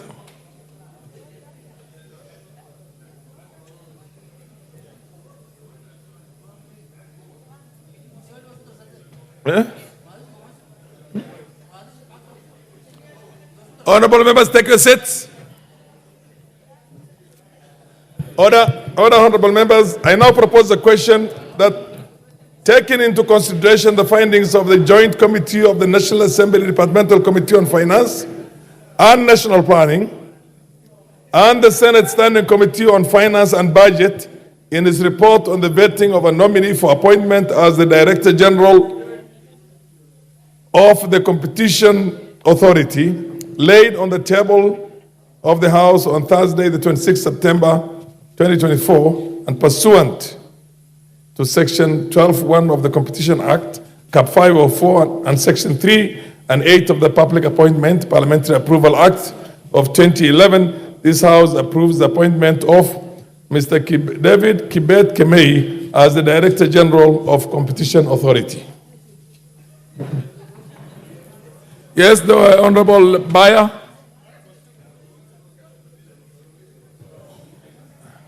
Honorable Speaker, I stand to support these findings of the Joint Committee of the National Assembly Departmental Committee on Finance and National Planning and the Senate Standing Committee on Finance and Budget in its report on the vetting of a nominee for appointment as the Director General of the Competition Authority.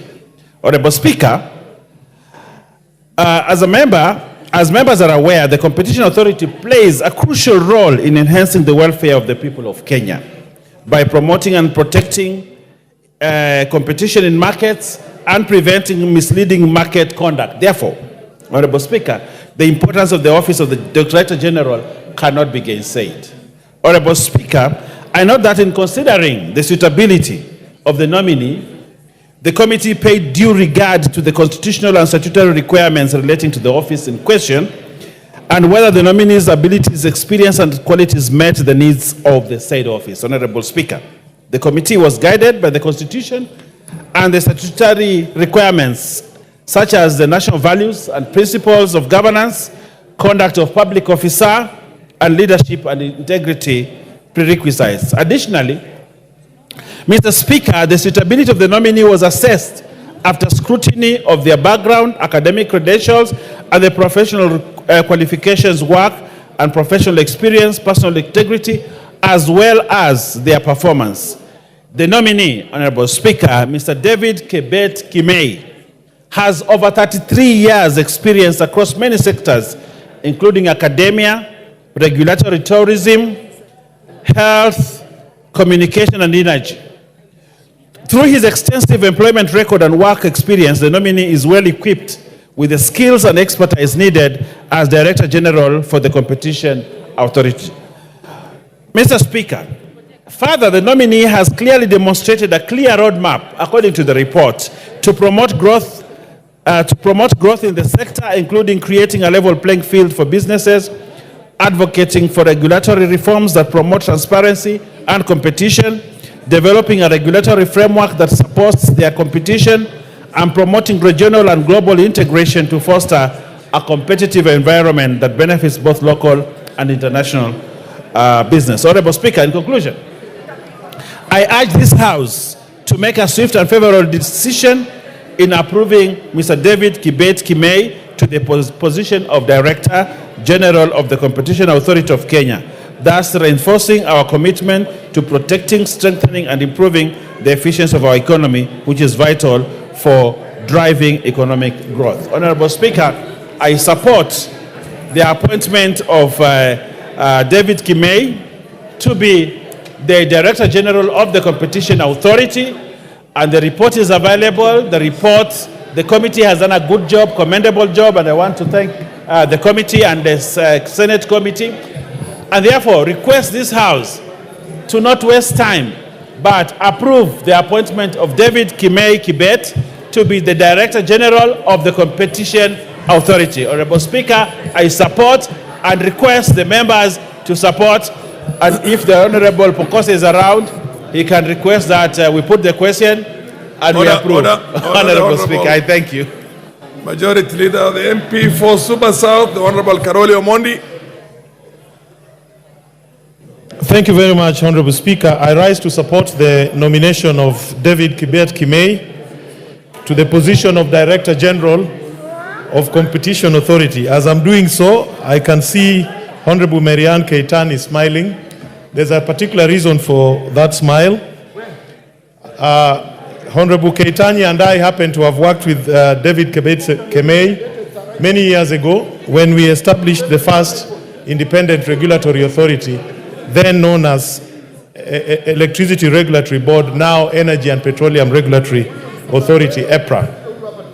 I give Mr. Kimei a very strong recommendation because from that group at ERB at that time, now EPRA, our inaugural chairman is now the Speaker of this House. Our inaugural CEO is now the Deputy Chief Justice of this Republic. Marianne Keitan, the first Chief of Staff, Lady Chief of Staff in the Republic of Kenya, and now a member of this House. One good engineer, Kevin Karaoke, is now the head of power at African Development Bank. And yours truly, Karoli Omondi, the first Chief of Staff in the Republic of Kenya, is now a member of this House. Now, let me begin by giving further information about David Kimei. he was very instrumental in helping us set up rules and regulations that will deal with competition in the power subsector, consumer protection, compliance issues, and dispute resolution. I'm very confident that David Kemei will be able to be a good Director General and discharge the functions of a regulator properly, of exercising independent authority and ensuring that the market work and consumers are protected, and that disputes that emerge are settled expeditiously and equitably. Thank you, Honorable Speaker. I beg to support. The Honorable Mary Ann Kaitani.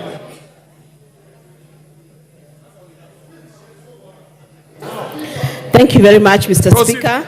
I stand to support the nomination and appointment of Mr. David Kemei to the position of Director General of Competition Authority.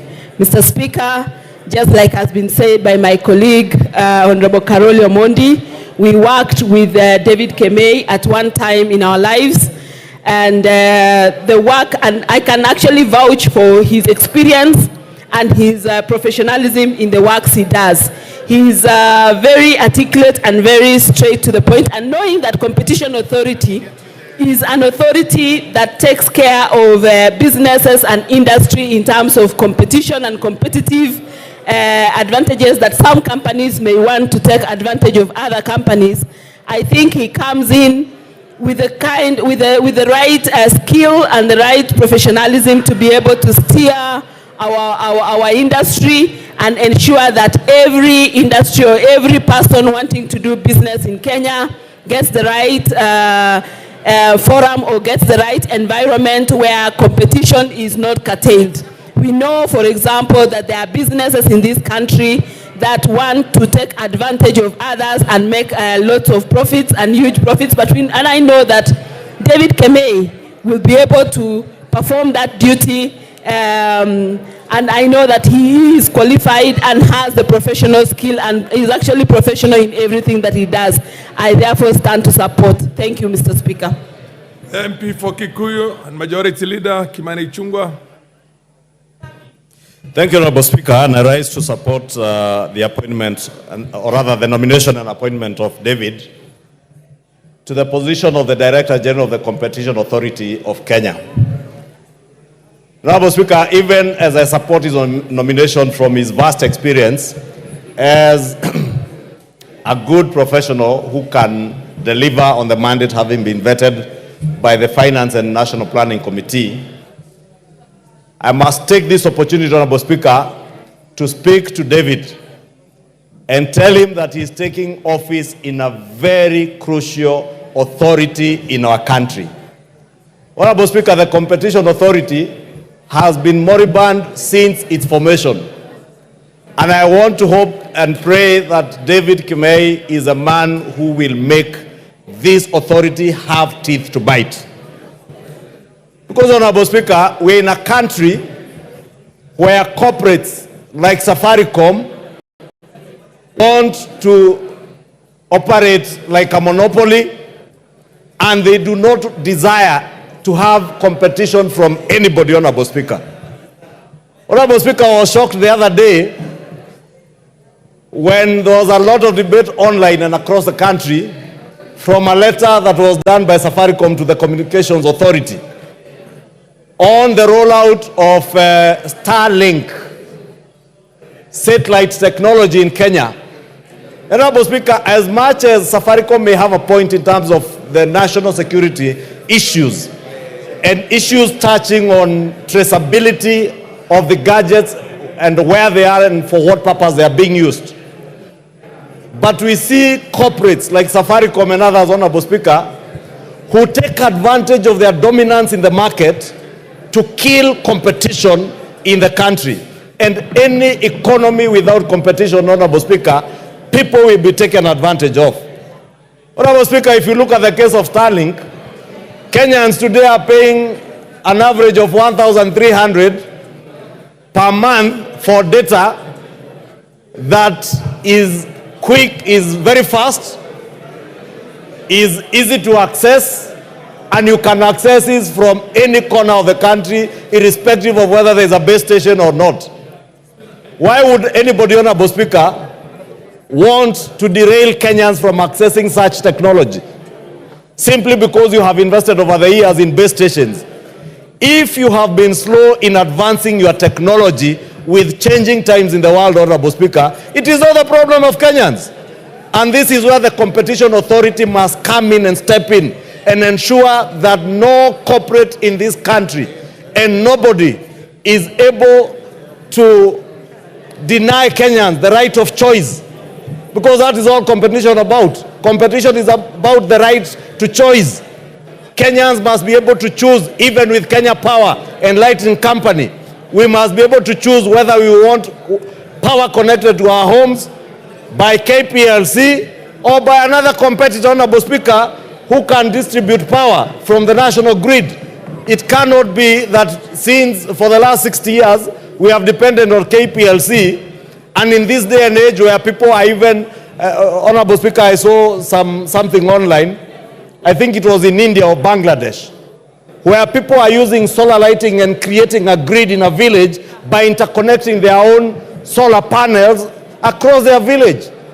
That is the beauty of technology that we must harness to ensure that we leverage on the innovations of our young people in this country, Honorable Speaker, to make sure that there is competitive trade in our economy, to ensure that at the end of the day, the ordinary Kenyan is able to access either services or products at the cheapest possible cost, whether it is data, whether it is airtime, Honorable Speaker.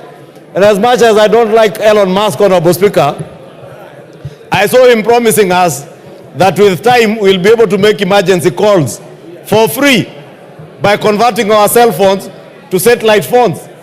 This is the kind of innovation and technology we want, so that I do not have to pay 3 shillings per minute for airtime that could be free, for heaven's sake. Honorable Speaker, I support this nomination, but I want to ask Mr. David Kemei to make sure that the Competition Authority has teeth to bite and ensure Kenyans get value for their money, and the industry, all industries are competitive. With that, I support. The MP for Wajir North, the Honorable Sene. Sene, are you in the house? Because I see your name here. Mr. Speaker, thank you. I have no problem with the nominee offered the opposition as the Director General. David Kibet Kimei is qualified and competent to do the job. However, Mr. Speaker, I have serious concerns on how opportunities are being shared in this country. Mr. Speaker, ethnicity, marginalization, diversity, very important values that are so clear in our constitutions are just on paper, they are not in action. Opportunities has become the preserve of only the major tribes in this country. Mr. Speaker, I'm not a flower girl to sit in this house to always approve names for only few communities, Mr. Speaker. Kenya belongs to 47 tribes. 47 tribes. Day in, day out, we are approving names. I ask, are other Kenyans not competent? Are they not qualified? I'm reminded of the predecessor of this gentleman, David Kibet. One Dr. Adano has been acting for 21 months. 21 months in the same position. That begs many questions. There were so many irregularities in the recruitment of officers in the same office. So my concern, in as much as I approve the appointment of Kibet, Kenya doesn't belong to 2 to 3 or 4 tribes.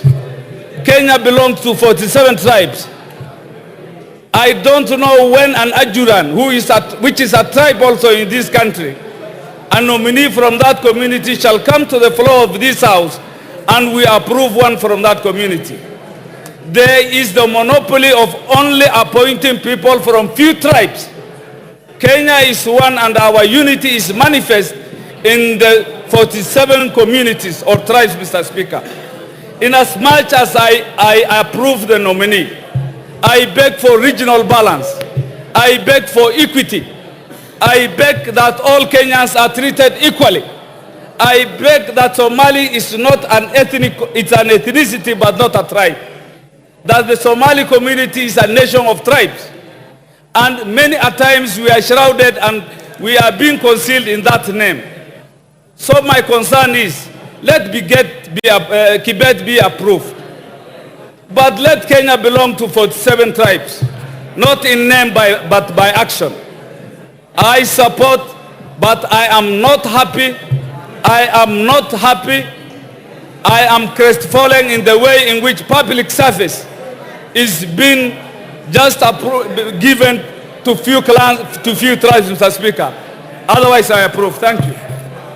The Honorable Makilap. Makilap.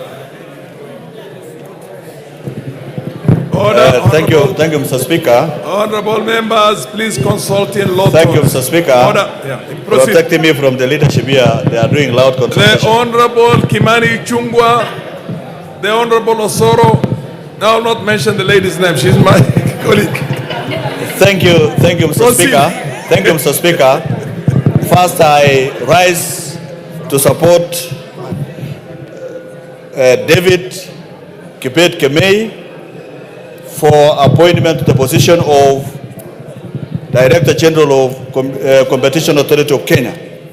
So, Speaker, during the vetting process, the one David Kemei showed a lot of experience and knowledge in the area, in matters of law, in matters of competitors. He has vast knowledge in the industry. So, Speaker, just following what the Leader of Majority has said, David Kemei has a job to be done in Kenya. One, Mr. Speaker, is to ask David Kemei, if he gets approval of this House, to sort out competition in the power sector, as the Leader of Majority has said, so that Kenya Power does not enjoy monopoly of power in this country, Mr. Speaker. Secondly, Mr. Speaker, in Safaricom, M-Pesa, competition between M-Pesa and commercial banks and microfinances, Mr. Speaker, an industry that is not regulated by law. Mr. Speaker, that needs to be sorted out. That is a job waiting for one David Kemei. Mr. Speaker, in the manufacture of semen, Mr. Speaker, in this country there is one manufacturer who does the clinker, who does the manufacture of and processing of semen. He is the manufacturer, he is the wholesaler, he is the retailer, and he is the distributor. Mr. Speaker, how do you expect the small business people to compete? Mr. Speaker, that is an area that requires to be sorted out. Similarly to steel manufacturer, it's the one manufacturing steel, he does the distribution, he does the retail, Mr. Speaker, and he does the mining of pellets, among other things, Mr. Speaker. How do you expect a small hustler who has opened their shop in Baringo North, for example, Mr. Speaker, to compete with that kind of manufacturer? So, Mr. Speaker, this is an industry that requires a man of caliber of David Kibet to be able to sort out the things that are affecting that particular industry, Mr. Speaker, including taxes, Mr. Speaker. A situation where tax regime. Honorable members, order. I can understand. Just a sec. I can understand there's a lot of excitement today in the House. But please, do consult in low tones. Allow the Honorable Makilap to be heard. Proceed, Makilap. Thank you, Mr. Speaker. What is it in competition, Mr. Speaker? Competition must be able to create a fair playground for all business people in Kenya.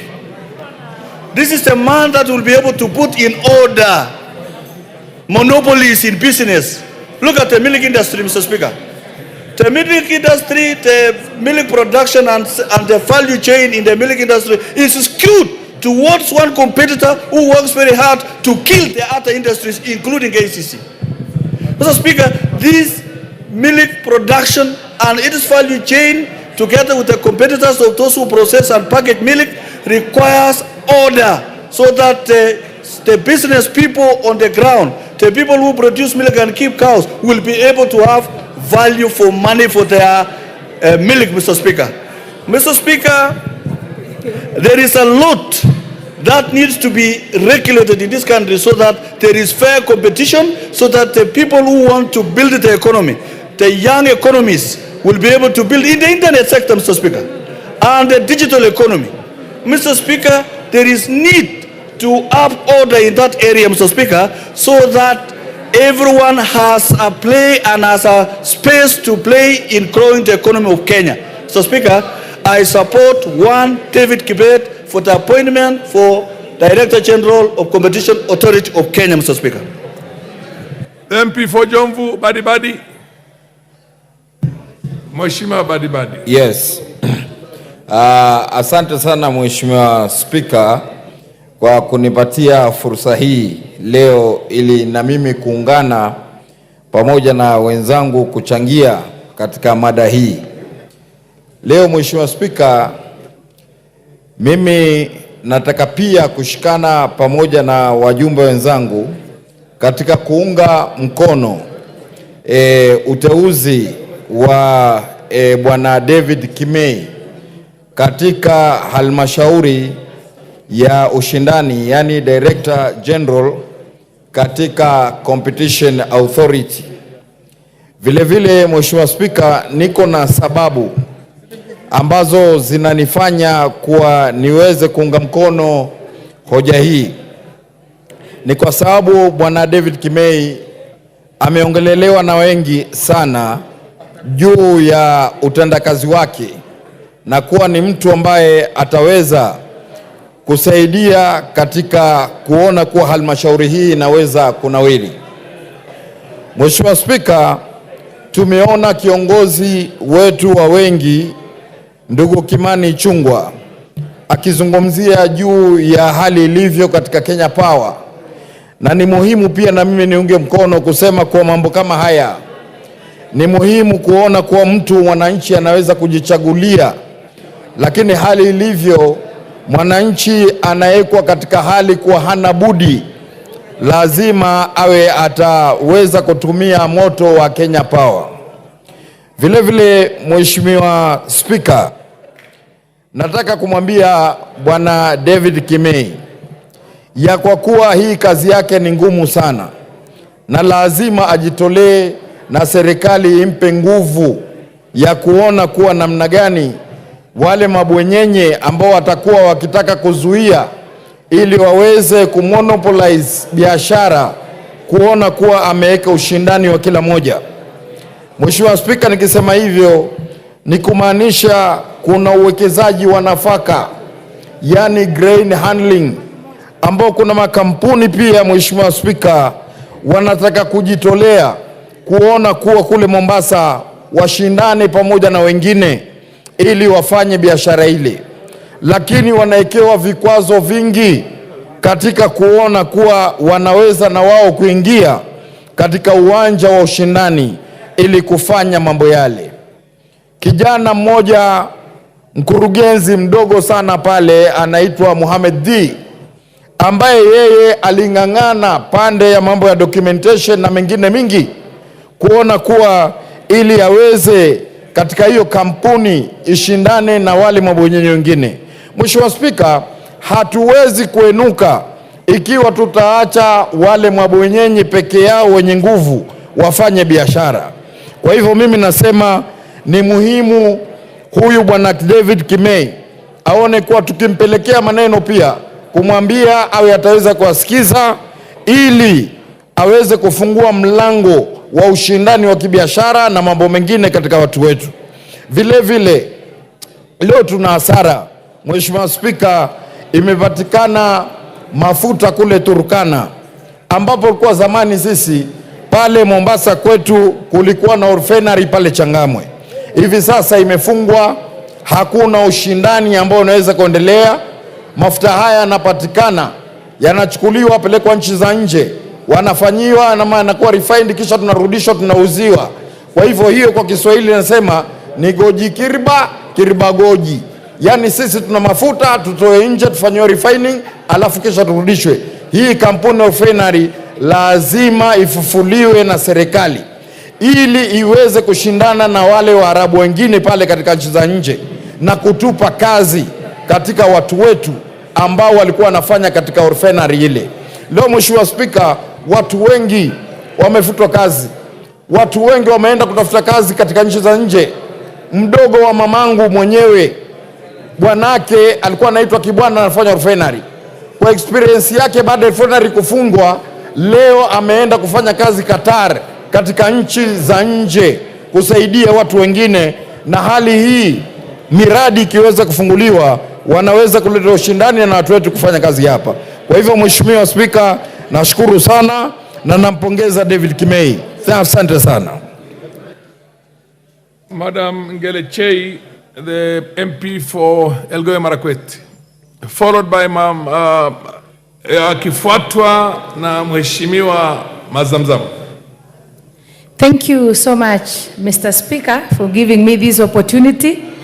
And Mr. Speaker, I want to contribute to the appointment of Mr. Kimei. I know David Kimei personally as a person, and he is someone, a very hardworking person, who has actually steered a very successful DGMB Solutions Limited, and has proven to be somebody who can take an organization from one level to another. And that is the experience that we need in the public service nowadays, Mr. Speaker, because many a times we fail, not because we don't have the right people with the right knowledge, but experience is the best way we can handle this noble organization. Last, Mr. Speaker, Kimei is also somebody who is known to be very transparent, very honest. This is somebody you can depend upon, and this is somebody who is, you can guarantee that can discharge his duties without fear and favor. I therefore support the committee, Mr. Speaker, on the issue of David Kimei. Thank you, Mr. Speaker. Mheshimiwa Zamzam. Asante sana Mheshimiwa Spika. Kwanza kabla sijaendelea niweze kuelezea wale ambao wanashughulika na IT ama pale juu wasiweze kutoa mazungumzo yangu, manake tumeingia bunge tuzungumze, watu wetu wanaangalia. Mheshimiwa Spika, Mheshimiwa Spika, nichukue fursa hii niweze kumshukuru na kumpongeza ndugu yetu David Kimei kwa kuteuliwa katika halmashauri hii. Mheshimiwa Spika, Mheshimiwa Spika, ni mtu ambaye David Kimei amekuwa ni mtu mwenye mujitama ambao wa kueleweka, ni mtu ambaye amejiweka katika hadhi ambayo inatakiwa kuwekwa katika halmashauri hii. Mheshimiwa Spika, Mheshimiwa Spika, nikiweza kupigia upatu ndugu yangu Mheshimiwa Badi, naweza kusema hivi Mheshimiwa Spika, halmashauri nyingi Mheshimiwa Spika, unapata kama alivyozungumza, wana ile mambo ya kufanya biashara mtu mmoja, yani monopoly. Yeye mtu mmoja ndio anataka kufanya biashara peke yake Mheshimiwa Spika. Na mimi nataka kusema kwa mfano ile grain bulk ya handlers ya kule Mombasa, unapata kuna wenzetu ambao wana uwezo wa kufanya biashara hii Mheshimiwa Spika, lakini mtu mmoja amekatalia, yeye peke yake ndo anafanya hiyo biashara Mheshimiwa Spika. Wenzake wamepewa nafasi ya kufanya, lakini unaona mambo enda kotini na nini. Kwa hiyo tunajua ndugu yetu David Kimei anaweza kainyoosha Mheshimiwa Spika na mambo yakawa sawa Mheshimiwa Spika. Tunaangalia pia katika halmashauri ya stima Mheshimiwa Spika, kuna mambo mengi ambayo yanaendelea, na akiweza kutoa mwanya ambao tutapata wengine ambao waweza kufanya shughuli hizi Mheshimiwa Spika, ikawa mambo ya stima yanaenda vizuri Mheshimiwa Spika. Kwa hiyo mimi nataka leo kumpongeza, na pia nimwambie ndugu yangu Badi, pole sana kupoteza bodyguard wako. Mwenyezi Mungu amrehemu, amhifadhi na wema, na Mwenyezi Mungu akupe nguvu ndugu yangu Badi. Asante sana Mheshimiwa Spika. Lilian Kogo. Yes, order Lilian. Thank you so much, Honorable Lilian. Speaker. Yes, Owen Bayer. Honorable Speaker, while I support the sentiments on David Kimei, but in this debate, on the point of irrelevance, is it really right for honorable members to fight a company without a substantive motion? The issue of grain bulk is being fronted as if it is the main motion. Grain bulk is a respectable company that is doing good business out there. But when we drag its name here because of, I don't know, whatever war they have in Mombasa, I think it's unfair for this company, for the staff of that company, and for the organization called Grain Bar. I think we need as a country to support this organization without having really to badmouth them in parliament just because you cannot compete with them out there. Honorable Speaker, I think they need to withdraw those statements and stick to the motion on David Kemei and competition without necessarily having to badmouth a company that has done Kenya a great job. When no one could handle grain in this country, Grain Bulk came and invested. Is it really right for us to fight Grain Bulk Limited in this chamber? Thank you, Honorable Speaker. Hold Zamzam, weko nini?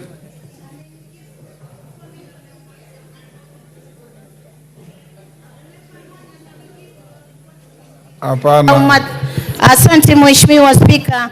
Nataka nimwelezee Mheshimiwa Owen Baya jua kuweka matusi kando na maneno kando. Nimesema anafanya kazi nzuri, lakini atoe mwanya wa wenzake pia kuweza kufanya biashara ile ile, siwe ni mtu mmoja. Kwa hiyo hatujamtukana, hatujamtusi, usiweke fitna. Hii ni bunge ambayo tunataka mgao katika serikali ama mgao katika taifa uelekee kwa Wakenya wote, Mheshimiwa Spika. Kwa hiyo Mheshimiwa Baya, mimi ni mpwani, wewe ni mpwani, na unajua bandari ni yetu sisi sote, lazima tuweke Wakenya wote waweze kupata matunda ndani ya bandari. Asante sana Mheshimiwa Spika.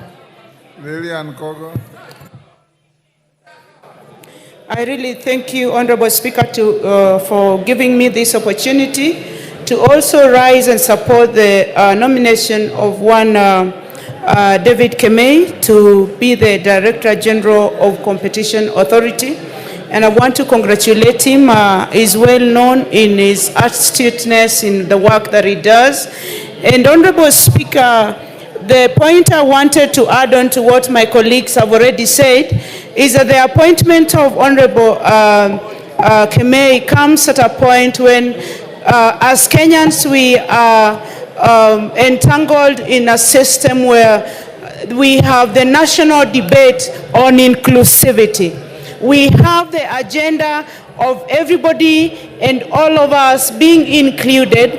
I appreciate his qualifications. I appreciate his experience, but he's coming at a time, Honorable Speaker, when the national dialogue and the national agenda is on inclusivity. So I want to appreciate the work that the committee has done, but I still also want to implore Kenyans. I want to implore Kenyans and tell them and tell us that it is important that when distributing the national cake, that Honorable Speaker, that we include all regions, Honorable Speaker. At the time that Kenya stands, most Kenyans have been exposed to education, Honorable Speaker. At the place where we find Kenya, Honorable Speaker, most Kenyans are experienced, Honorable Speaker. At the point where I stand, Honorable Speaker, most Kenyans have the capacity to do a good job. So I would implore, Honorable Speaker, that as we appoint noble Kenyans in the various capacities, so for them to serve this country, I pray that we follow the desire of the Constitution of the Republic of Kenya. We follow the law of the land. We follow the ultimate Bible of the law of Kenya, that we include all Kenyans, Honorable Speaker. I have nothing personal against David. I have nothing, he's not known to me in person, but my dear friend, Honorable Member for Aldai, indicates that she knows him in person. And I hold her in very high regard. And for that particular reason, I'm going to give the DG marks. This is what I'm saying, Honorable Speaker, that as much as we want to do this, we need to now start getting it right. That even the motion that is still, that is pending before this House, that you are here to give your direction and wisdom. I know, Honorable Speaker, that people will still question, why it is only one particular community, Honorable Speaker, that would qualify for certain jobs. I have nothing personal against my dear brother, but I pray, Honorable Speaker, that we give each other equal opportunity, we balance all the state corporations, and as he goes to work, do the work, implement the Act of Competition Authority. I pray that he does it with the diligence and the decorum that is expected of him. A time has come that he has to go and just clip certain companies in this country. Honorable Speaker, you would find a certain company, you buy data with them. When you buy data of 1,000, by morning that data is finished. You buy data of 3,000, by morning that same data is finished. Even if you are not using your phone, your data just disappears. So I'm wishing my brother well, and I pray that he serves Kenyans with the diligence and the respect that Kenyans deserve. I thank you, Honorable Speaker. Yes, member for... Yes, Mr. Speaker, thank you very much. I'm standing on order 95. I feel that this matter has been extensively deliberated upon, and Mr. Speaker, I'm requesting you to call the mover to reply. Thank you, Mr. Speaker. Is that the mood of the House? I'll put the question, which is that the mover be called upon to reply. As members of that opinion say aye. Aye. Will those of the contrary opinion say nay? The ayes have it. Mover. Honorable Speaker, I want to thank this Honorable House for the great robust debate that you've had on this candidate, Honorable Speaker. And because I'm sure that the candidate is listening, and if this House approves his candidature for the Director General of the Competition Authority of Kenya, I hope he's going to take consideration the concerns of this House, which is ensuring there is a robust competition in this republic, which is to ensure that we stop these monopolies in this country, Honorable Speaker. Because monopolies have been shown by research to cause many problems, whether it is substandard products in the market, whether it is price manipulation, Honorable Speaker, whether it is hindering the growth of small and medium-term enterprises, Honorable Speaker, whether it is the abuse of the market, whether it is prevention of economic efficiency, Honorable Speaker, or even preventing concentration of economic power to a few people, Honorable Speaker, or a few institutions, Honorable Speaker. So we hope that the DG designate will stamp his authority and ensure that there is compliance to competition, that every Kenyan, every business is given a right and time and the required support by this administration to make sure that they can avail their products in the market. Because that way, we ensure Kenyans have access to fairly competitively priced products, good quality, prevent dominance, and give a chance to everyone to shine in whichever industry that, Honorable Speaker, they seek to thrive in, Honorable Speaker. I don't know whether, Honorable Speaker, I'm allowed to donate part of the remaining minutes to CPA Ruto, a member of the committee. No minutes remaining. Thank you, Honorable Speaker. In the future, if you want to donate any minute, you do so before you reply. Well, get it, Honorable Speaker. The moment you reply is closure. Well, get it, Honorable Speaker. Only that, I beg to reply. Thank you, Honorable Kimani. Honorable members, I'll now put the question, which is that taking into consideration the findings of the Joint Committee of the National Assembly Departmental Committee on Finance and National Planning and the Senate Standing Committee on Finance and Budget in its report on the vetting of a nominee for appointment as the Director General of the Competition Authority, laid on the table of the House on Thursday, 26 September 2024, and pursuant to Section 12(1) of the Competition Act, Cap 504, and Section 3 and 8 of the Public Appointments Parliamentary Approval Act 2011, this House approves the appointment of Mr. David Kibet Kemei as the Director General of the Competition Authority. As members of that opinion say aye.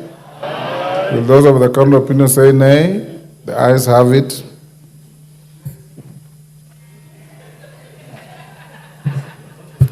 Honorable Member McLeod, take your seat.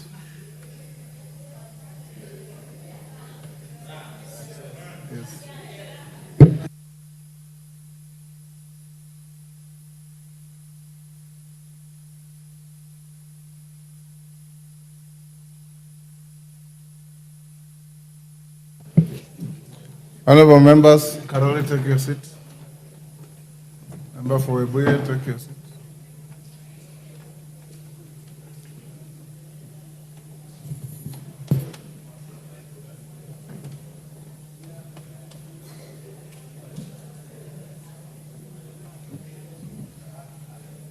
Honorable members, I have a further communication on the consideration of the special motion for the removal from office by impeachment of His Excellency Gachagua as Deputy President of the Republic of Kenya. Honorable members, you recall that earlier this afternoon at the commencement of this sitting, I notified the House of receipt of a notice of special motion by the member for Kibwezi West constituency, the Honorable Ekomas Mwengi Mutuse, OGW MP, seeking the removal from office by impeachment of His Excellency Gachagua, EGH, as the Deputy President of the Republic of Kenya. You may further recall that after the notice of the special motion was given by the member, several members rose in their places and raised a number of procedural concerns for my guidance. The members who spoke include the leader of the majority party, Honorable Kimani Ichung'wah, the leader of the minority party, the Honorable Junet Mohammed, the majority whip, the Honorable Silvanus Osoro, the Honorable Farah Maalim, Honorable Geoffrey Ruku, and Honorable Major Bashir Abdullahi. Honorable members, cognizant of the obligation on the House to dispose of the special motion with urgency, I undertook to address the concerns expeditiously in order to allow the House to proceed with the next stages of the special motion. As members are aware, the 7 days available to this House to dispose of the motion will lapse on Tuesday, 8th October 2024. In this regard, I retreated to my chamber to apply my mind to the issues and also convened a meeting of the House Business Committee for purposes of deliberating on the next steps to be taken with regard to the special motion and the procedural concerns raised in the House. Honorable members, I have summarized the issues raised by members as follows. 1, calculation of the number of members required to meet the voting threshold that apply to the impeachment of a deputy president. 2, whether the House shall conduct public participation in its consideration of the motion, and if so, the modalities of such an exercise. 3, the right of the Deputy President to be afforded an opportunity to be heard, and 4, security arrangements for members of Parliament. Honorable members, now allow me to examine each of the issues. With regard to the first issue, on calculating the number of members required to meet the voting threshold that apply to the impeachment of a deputy president, the attention of the Speaker was drawn to the current membership of the House in light of the 4 vacancies relating to Magarini, Ugunja, and Banisa constituencies, and the seat recently vacated by the Honorable John Badi upon his appointment to the Cabinet. The query around this issue sought guidance on whether calculating the voting threshold prescribed in Article 145 of the Constitution would take into account the vacancies and the existing 345 members of the House. I wish to refer the House to the express provisions of Article 145, 1 and 2 of the Constitution, which provide clear guidance on this issue. The articles provide, and I quote, a member of the National Assembly, supported by at least a third of all the members, may move a motion for the impeachment of the President.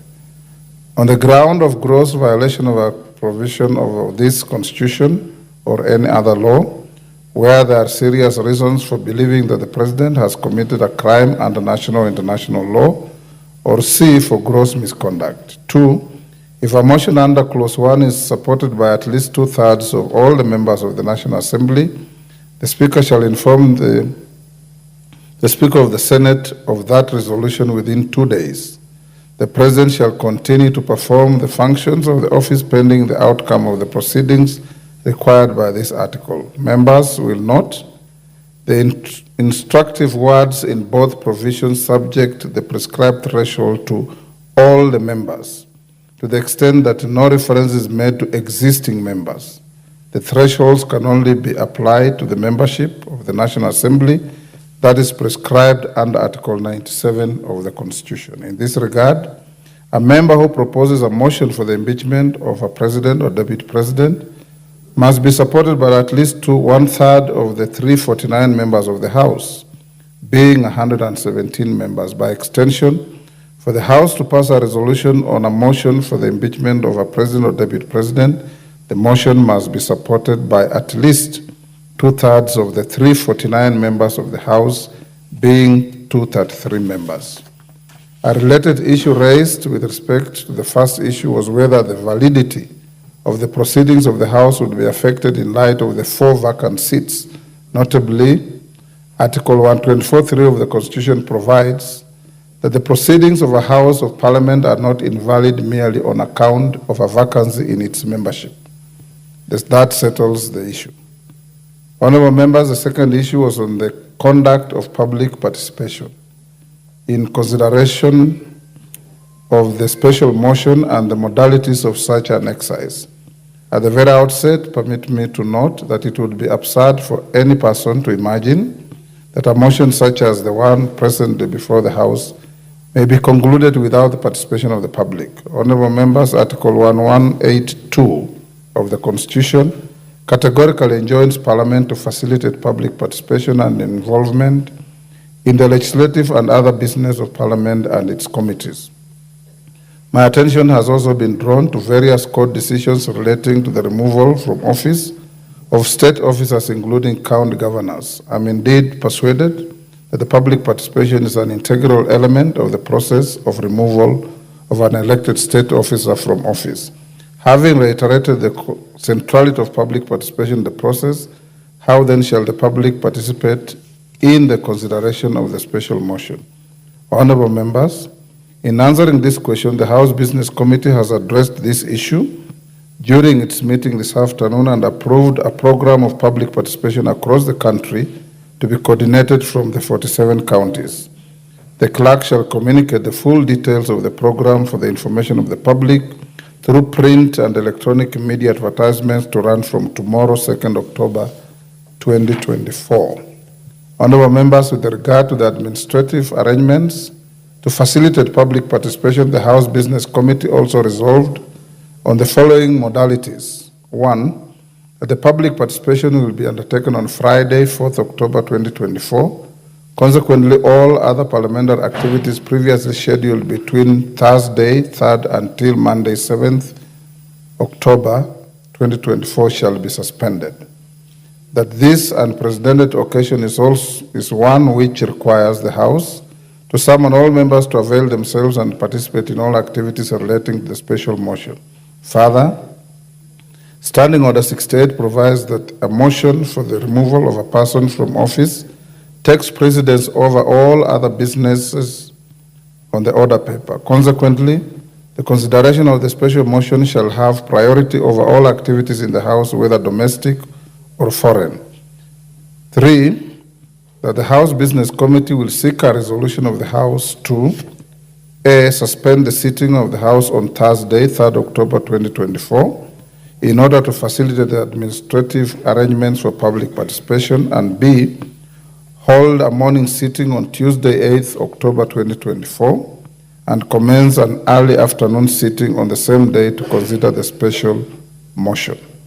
Further, honourable members, I have been requested by the move of the motion and in consultation with the House Business Committee to convene a forum for a briefing of members on the modalities of the public participation program. In this regard, I will interrupt tomorrow morning's sitting at noon and adjourn the House for this purpose. I also direct the clerk to make necessary arrangements for the briefing of the House at this session.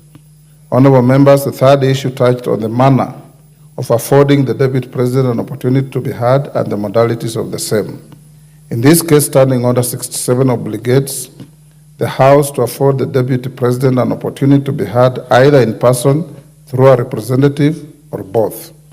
Further, the House is under an obligation to accord the Deputy President the right to fair administrative action under Article 47 and the right to fair hearing under Article 50 of the Constitution. Drawing from the foregoing and the timelines provided for the House to dispose of the motion for which notice was given today, the Deputy President of the Republic of Kenya is entitled to appear before the House in person through a legal representative or both during consideration of the motion. Noting that the special motion shall be considered on 8th October 2024, I have directed that the Deputy President be notified of his right to appear on the said date and the allocation of time from 5 p.m. to 7 p.m., 2 hours. Honorable members, the fourth and final issue that was raised for guidance was on the security of members whose support of the special motion may affect their personal safety. The security and safety of members is a paramount priority for the Parliamentary Service Commission, which is charged with providing services and facilities to ensure the efficient and effective functioning of Parliament. As Chairman of the Parliamentary Service Commission, I assure all members that apart from existing arrangements made for their security and safety, additional arrangements shall be considered if the need arises in consultation with the National Police Service. Honorable members, as I conclude, I urge each one of us and the public to truly grasp the magnitude of the unprecedented journey the House is about to undertake.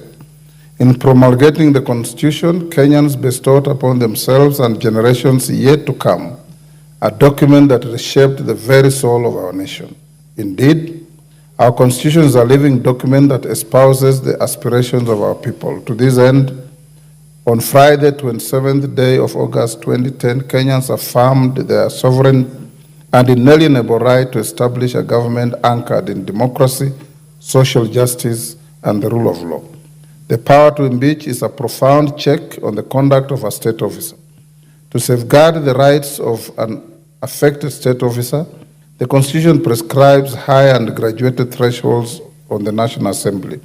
The thresholds reflect the gravity of the task before the House. This special motion is not just an inquiry into the conduct of a state officer, it is also a momentous test of the resilience of the constitutional procedures meticulously designed by the framers. As you proceed to scrutinize the conduct of the Deputy President, the House is also under scrutiny with respect to its fidelity to the Constitution and its obligation to uphold the rights of every Kenyan. I have no doubt that we will rise to this defining moment, that we shall confront this test with dignity, resolve, and utmost integrity. I am confident that the House shall prove itself worthy of the trust placed on it by the Constitution and the people of Kenya. Honorable members, in summary, therefore, I wish to guide the House as follows. 1, that while the threshold for admitting the special motion under Article 145 and 150 is 117 members, the threshold for passing a resolution on the motion for the impeachment of the President or Deputy President is 203 members of this House. 2, that public participation is an integral element of the process of removal of an elected state officer from office. In this regard, the House Business Committee has approved a program of public participation across the country to be coordinated from the 47 counties on 4th October 2024. That's Friday this week. 3, that in order to observe the requirements of Article 47 and 5th of the Constitution and Standing Order 67, His Excellency the Deputy President shall be notified of his right to appear before the House on Tuesday, 8th October 2024, and the allocation of time between 5 and 7 p.m. That in addition to the existing arrangements made for the security and safety of members, additional arrangements shall be considered in the usual manner in consultation with the National Police Service. The House is accordingly guided. I thank you.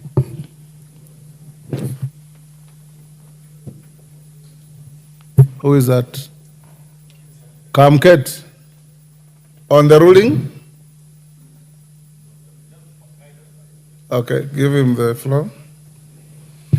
Thank you, Mr. Speaker. Mr. Speaker, while I appreciate your guidance, Mr. Speaker, I seek slightly more guidance on the matter of public participation. The threshold for public participation is not very clear. Honorable Chomket, take your seat. If you listened carefully, I said we will adjourn the House tomorrow at 12 for the House to retreat into a special informal sitting to be briefed on that process. So if you hold your horses, you will know tomorrow. I suspect you are not listening.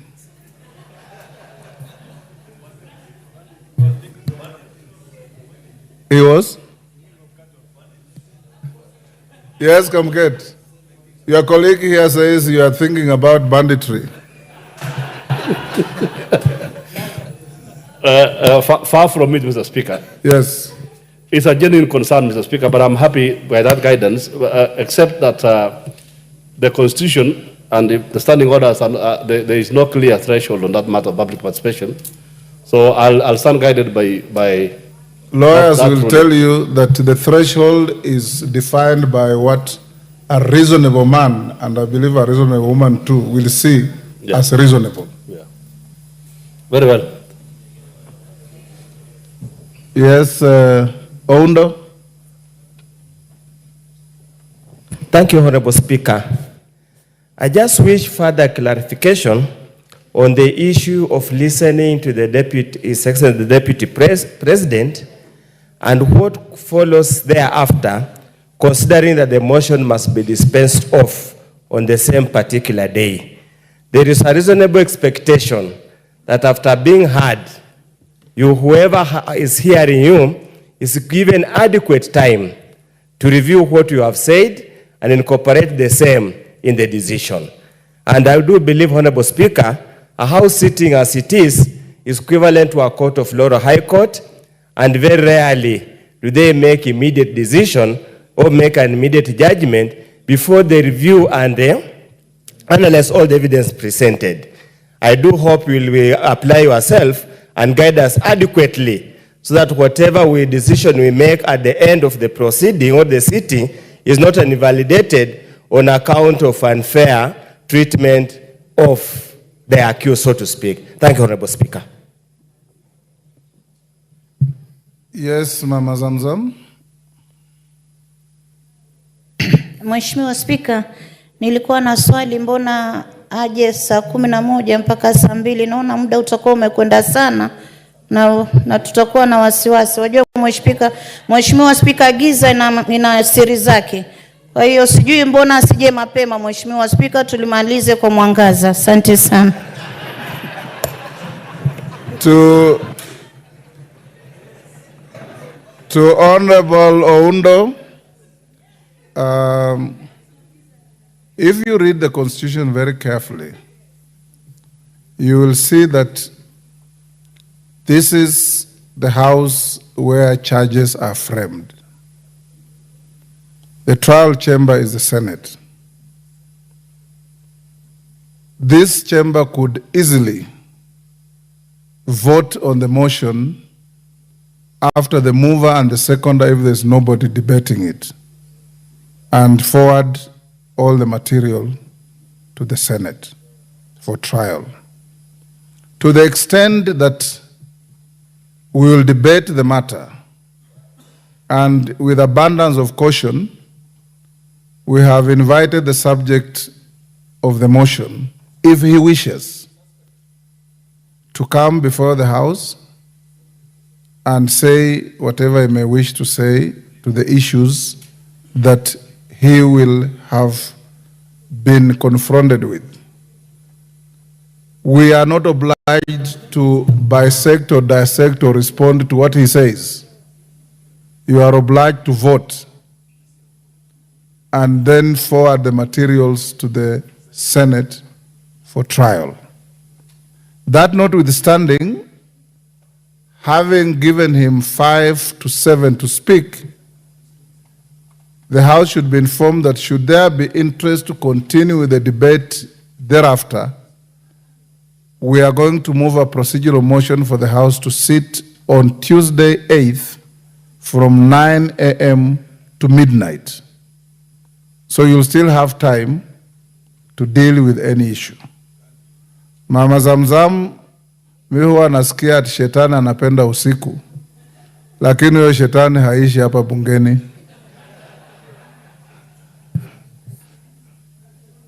Yes, member for Kapchai.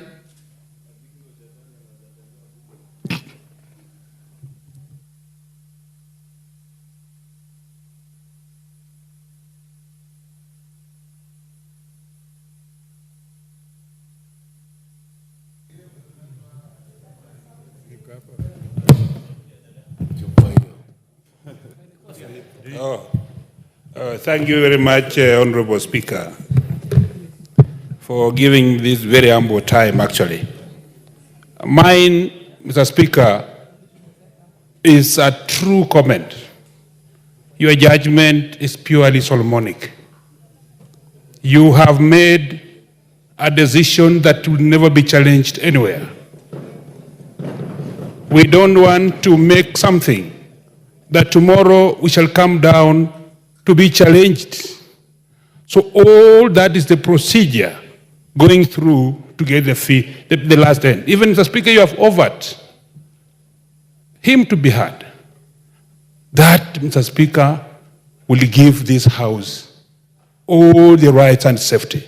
The only thing, Mr. Speaker, that I would wish to have something to question myself is Kenya is somehow volatile in different regions.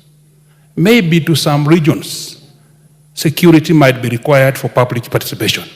That is the only concern. But I know as we retreat tomorrow to discuss and dialogue, those are a few things we shall go to. Otherwise, Mr. Speaker, thank you for that Solomonic wisdom. Thank you very much. What? Who is that? Honorable Tim Kipchumba, Wakili. Yes, Timothy? Give him the mic.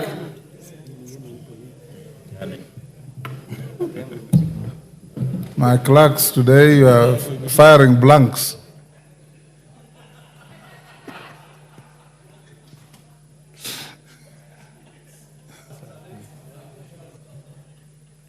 Give Timothy Kipchumba the mic.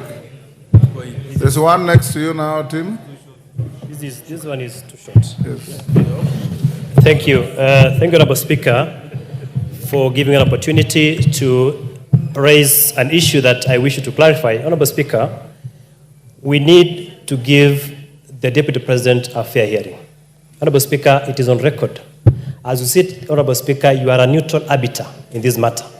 This chamber sits as a trial chamber and is similar to the High Court pursuant to Article 125. This is not a trial chamber of the Constitution. Tim, Honorable the trial Speaker, chamber is the Senate. Irrespective of that, as we sit, Honorable Speaker, you are a neutral arbiter in this House. Honorable Speaker, it is on record that you have made a pronunciation or you have known to have taken sides on this matter. Honorable Speaker, as a neutral arbiter, you have expressed yourself on this subject matter together with the Deputy Speaker. Honorable Speaker, so that the Deputy President is given a fair hearing, would it be in order for you and the Deputy Speaker to recuse yourself of this matter? We have a panel of speakers in this House so that the Deputy President can be given a fair hearing before the floor of this House. Timothy Kipchumba. To begin with, the Speaker here has taken no position. And I want to assure you that on Sunday, the Speaker was invited by the women rep for Machakos to attend a church service. And the priest called Father Vincent based his homily on the book of Mark, chapter 9, verse 38 onwards. And the book says that if there are wicked people in society, tie a huge stone around their neck and toss them into the sea. It is not me who said it, it's the book. The book also says, if your right hand makes you to stumble, chop it off. If your left leg makes you to stumble, chop it off. If your left eye makes you to stumble, gouge it out. And all the speaker said was that the homily was apt and our society should live that way. I am not conflicted in any way. I have no vote in this matter. I have no dog in this fight. And I can assure you the proceedings will proceed in accordance with fairness, the law, the constitution, and the rules of natural justice. Yes, Ichungwa. Honorable Speaker, maybe just for information to Honorable Kalasinga, the chair of our security committee, the Honorable Tongoyo, has already convened a meeting between the House leadership, Honorable Speaker, and the security agencies tomorrow morning at 10 a.m. And allow me, Honorable Speaker, to take this opportunity to invite the leadership of the minority, the entire leadership, and that of the majority party. And of course, Honorable Speaker, you will be chairing that meeting, and the chair and the vice chair of the security committee in a meeting with the Inspector General of Police and those other security agencies on the issue that was raised by the member for Kabuchai, because it's a critical issue, Honorable Speaker, as we get into this. Lastly, Honorable Speaker, you've spoken about the book of Acts. Honorable Speaker, I listened to you on Sunday, the book of Mark. And I listened to you on Sunday, Honorable Speaker, and maybe it's something the Honorable Kipchumba should also have listened to, the other bit of what you said on Sunday. That's knocking your head against a wall is not bravado. It is sheer stupidity. Honorable Speaker, I saw the media take that out of context. Just like, Honorable Speaker, a few Sundays ago, Bishop Njiriri of Stewart's Church read from the book of Acts 28 that speaks about the viper that was on Paul's hand. And when I also spoke about that viper and how you should shake it off so that you allow your hand to do that which the Lord has purposed to that hand to do. Honorable Speaker, I saw people saying that there are people who had been called snakes. In fact, I have seen some people claiming that they are the snake without anybody calling them a snake. Bishop Njiriri did not write the Bible. The father you have spoken about in Machakos County never wrote the Bible. We are just good Christians who love peace and who love this country. Therefore, let me just finish by telling Honorable Kipchumba, there is no bravado in hitting your head against a wall. It is sheer stupidity, as quoted by the Honorable Speaker Moses Wetangula Esquire. Yes, Karoli, the last one. Those who want clarifications, we have a full hour tomorrow from 2 hours, in fact, from 12 to 2. We'll give you time. Yes, Honorable Speaker, I just want to give some comfort to Honorable Kipchumba that if you look at our Constitution, the process that we are undertaking here is equivalent to what in America is called trial by jury. Grand jury, not trial by jury, grand jury.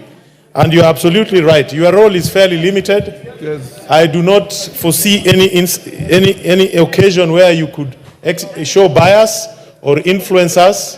I think it is a situation where probably somebody misunderstood what happened at the church service. Yes. But the real trial by jury will be in the Senate. Absolutely. That is where the real trial will be. Here, we are like you are being indicted by a grand jury. Yes. We frame the issues, we leave it there, then the trial takes place elsewhere. I have full faith of your neutrality, at least on this matter. Thank you, Honorable Speaker. Thank you. Next order. Clerk. Order number 11, the Ethics and Anti-Corruption Commission Amendments Bill, National Assembly Bill number 11 of 2024, second reading. Who is moving this? Sir George? Go ahead. Thank you. Thank you very much, Mr. Speaker. Mr. Speaker, allow me to move that the Ethics and Anti-Corruption Commission Amendment Bill, number 11 of 2024, be read a second time. Honorable Speaker, this is a small bill that was brought to this House by the entity known as the NADCO, the National Dialogue Committee. In their deliberations, when they actually retreated to look at what recommendations they would make for better governance of the country. Honorable Speaker, when the bill was brought in draft form, we were informed by NADCO that we would actually not alter the bill, not even a comma, and therefore ours was to ensure that the bill is published, there is public participation, and it is brought here for a second reading. When the bill came after first reading, it was committed to Justice and Legal Affairs Committee, who considered the bill alongside the communication as to what extent we would involve ourselves with the amendment to the bill. The Justice and Legal Affairs Committee made a report which was tabled to this House. It actually agreed with the NADCO on the proposed amendments, save to propose a slight amendment which this House will consider at the third reading as regards clause 3 of the proposed amendments.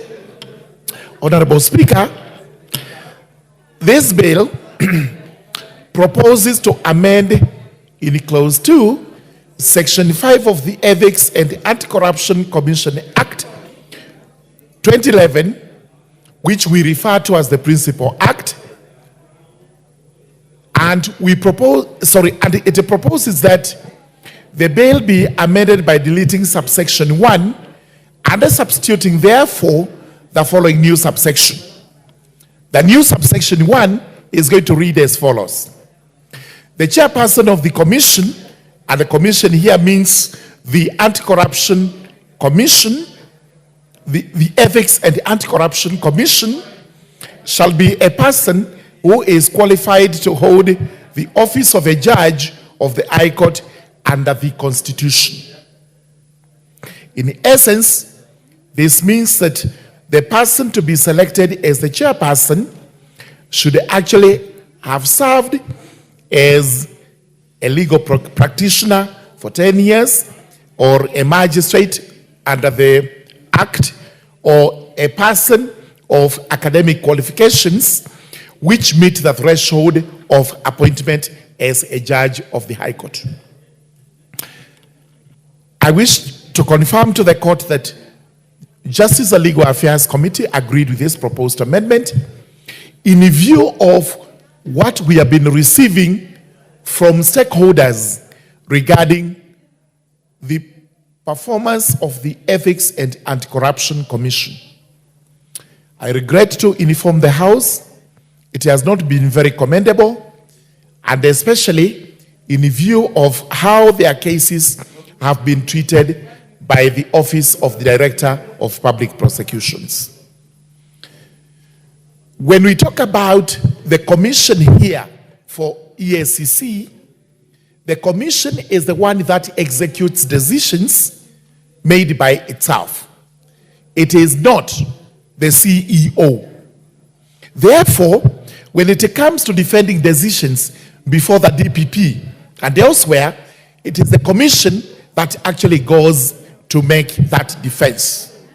Number two, economic crimes, and these are the crimes anticipated by the EACC Act transcend across many laws in the country and internationally. There are very many laws that are involved. So it becomes a bit difficult for a person who is not qualified, a person who does not have knowledge in law, to actually comprehend, especially when it is a mesh where these laws are intertwined and they have to be interpreted. So we are saying, in view of this act which came into force in 2011 after the promulgation of the new constitution, this particular section should actually remain as proposed, that the person to hold that office will have to be qualified for appointment as a judge. Then we have clause 2, a proposal to amend, so that when clause 1 comes into force, then clause 2 would protect the person holding the office for the remainder of the period of that period of the term of that office holder.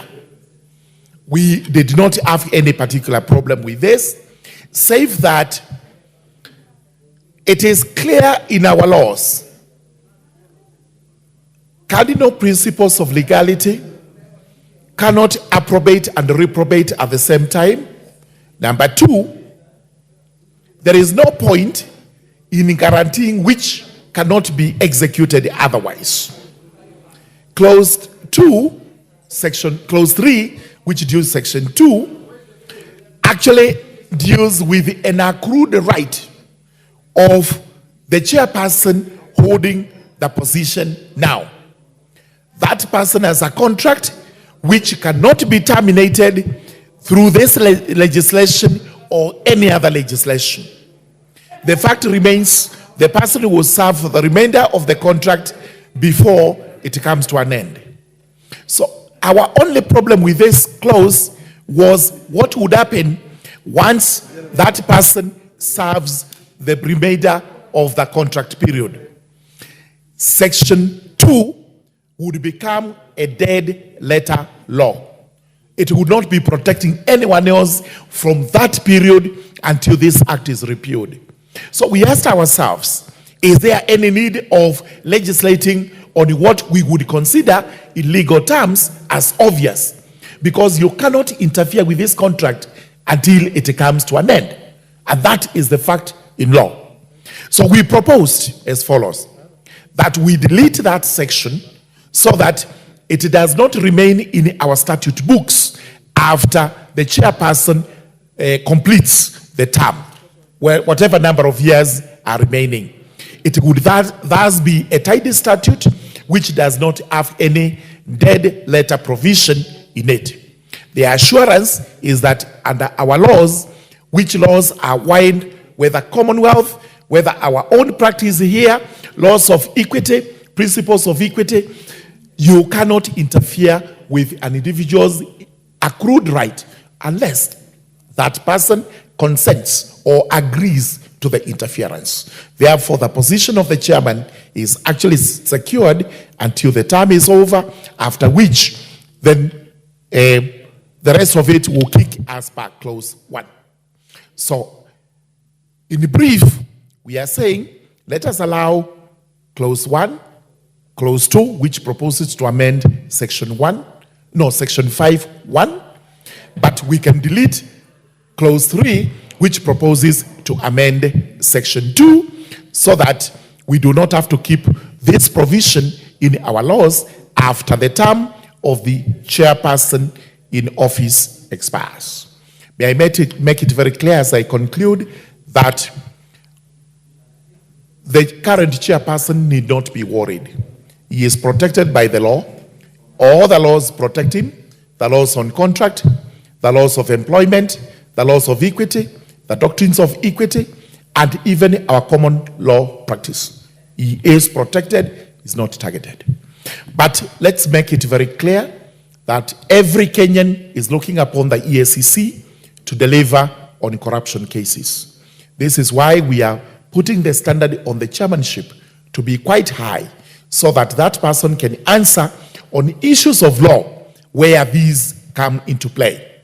Today, the commission may not have any advocate apart from a cutlery of qualified advocates in the staff.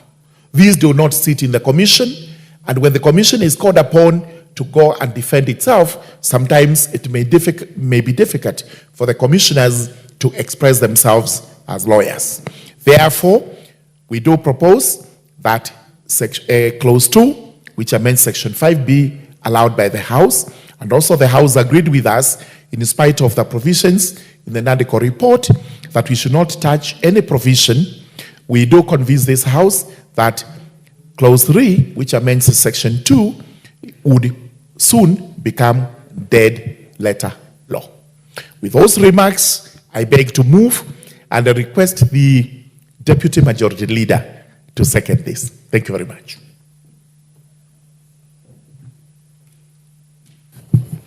Honorable Speaker, thank you very much for giving me this, and also to thank the committee for a job well done in looking at that law.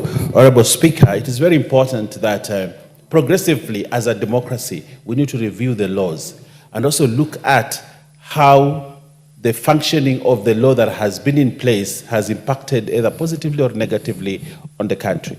And therefore, a review of the Ethics and Integrity Act that we have here today is very important, especially to look at the qualifications of the office bearers, especially at that high level.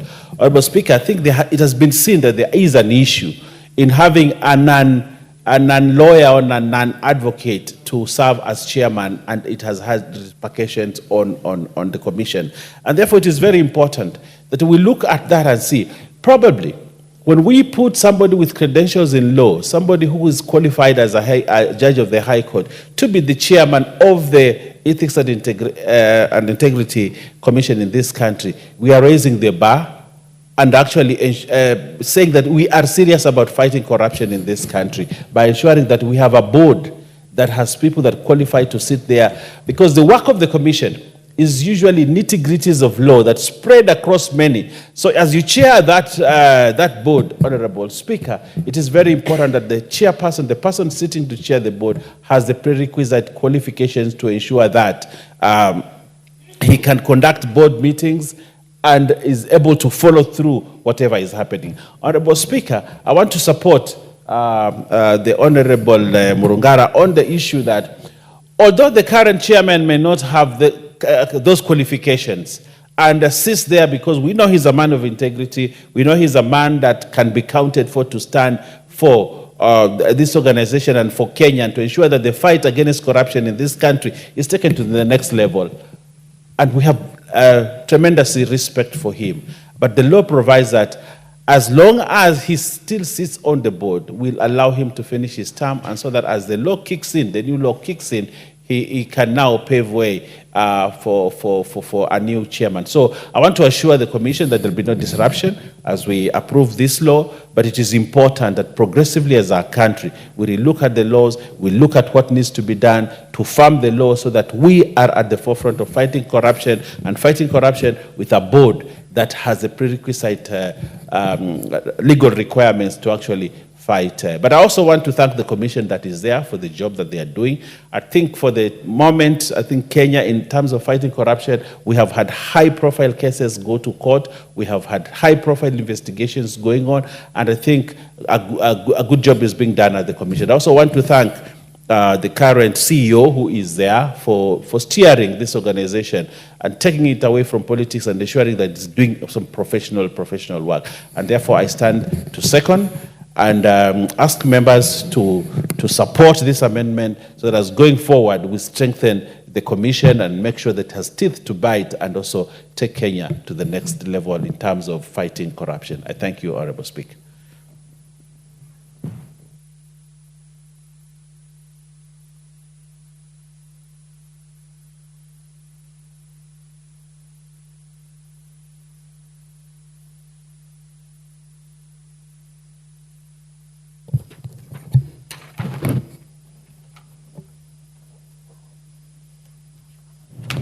Honorable members, I now propose the question that the Ethics and Anti-Corruption Commission Amendment Bill, National Assembly Bill number 11 of 2024, be read a second time. Yes, Honorable Karoli Omondi. Thank you, Madam Speaker.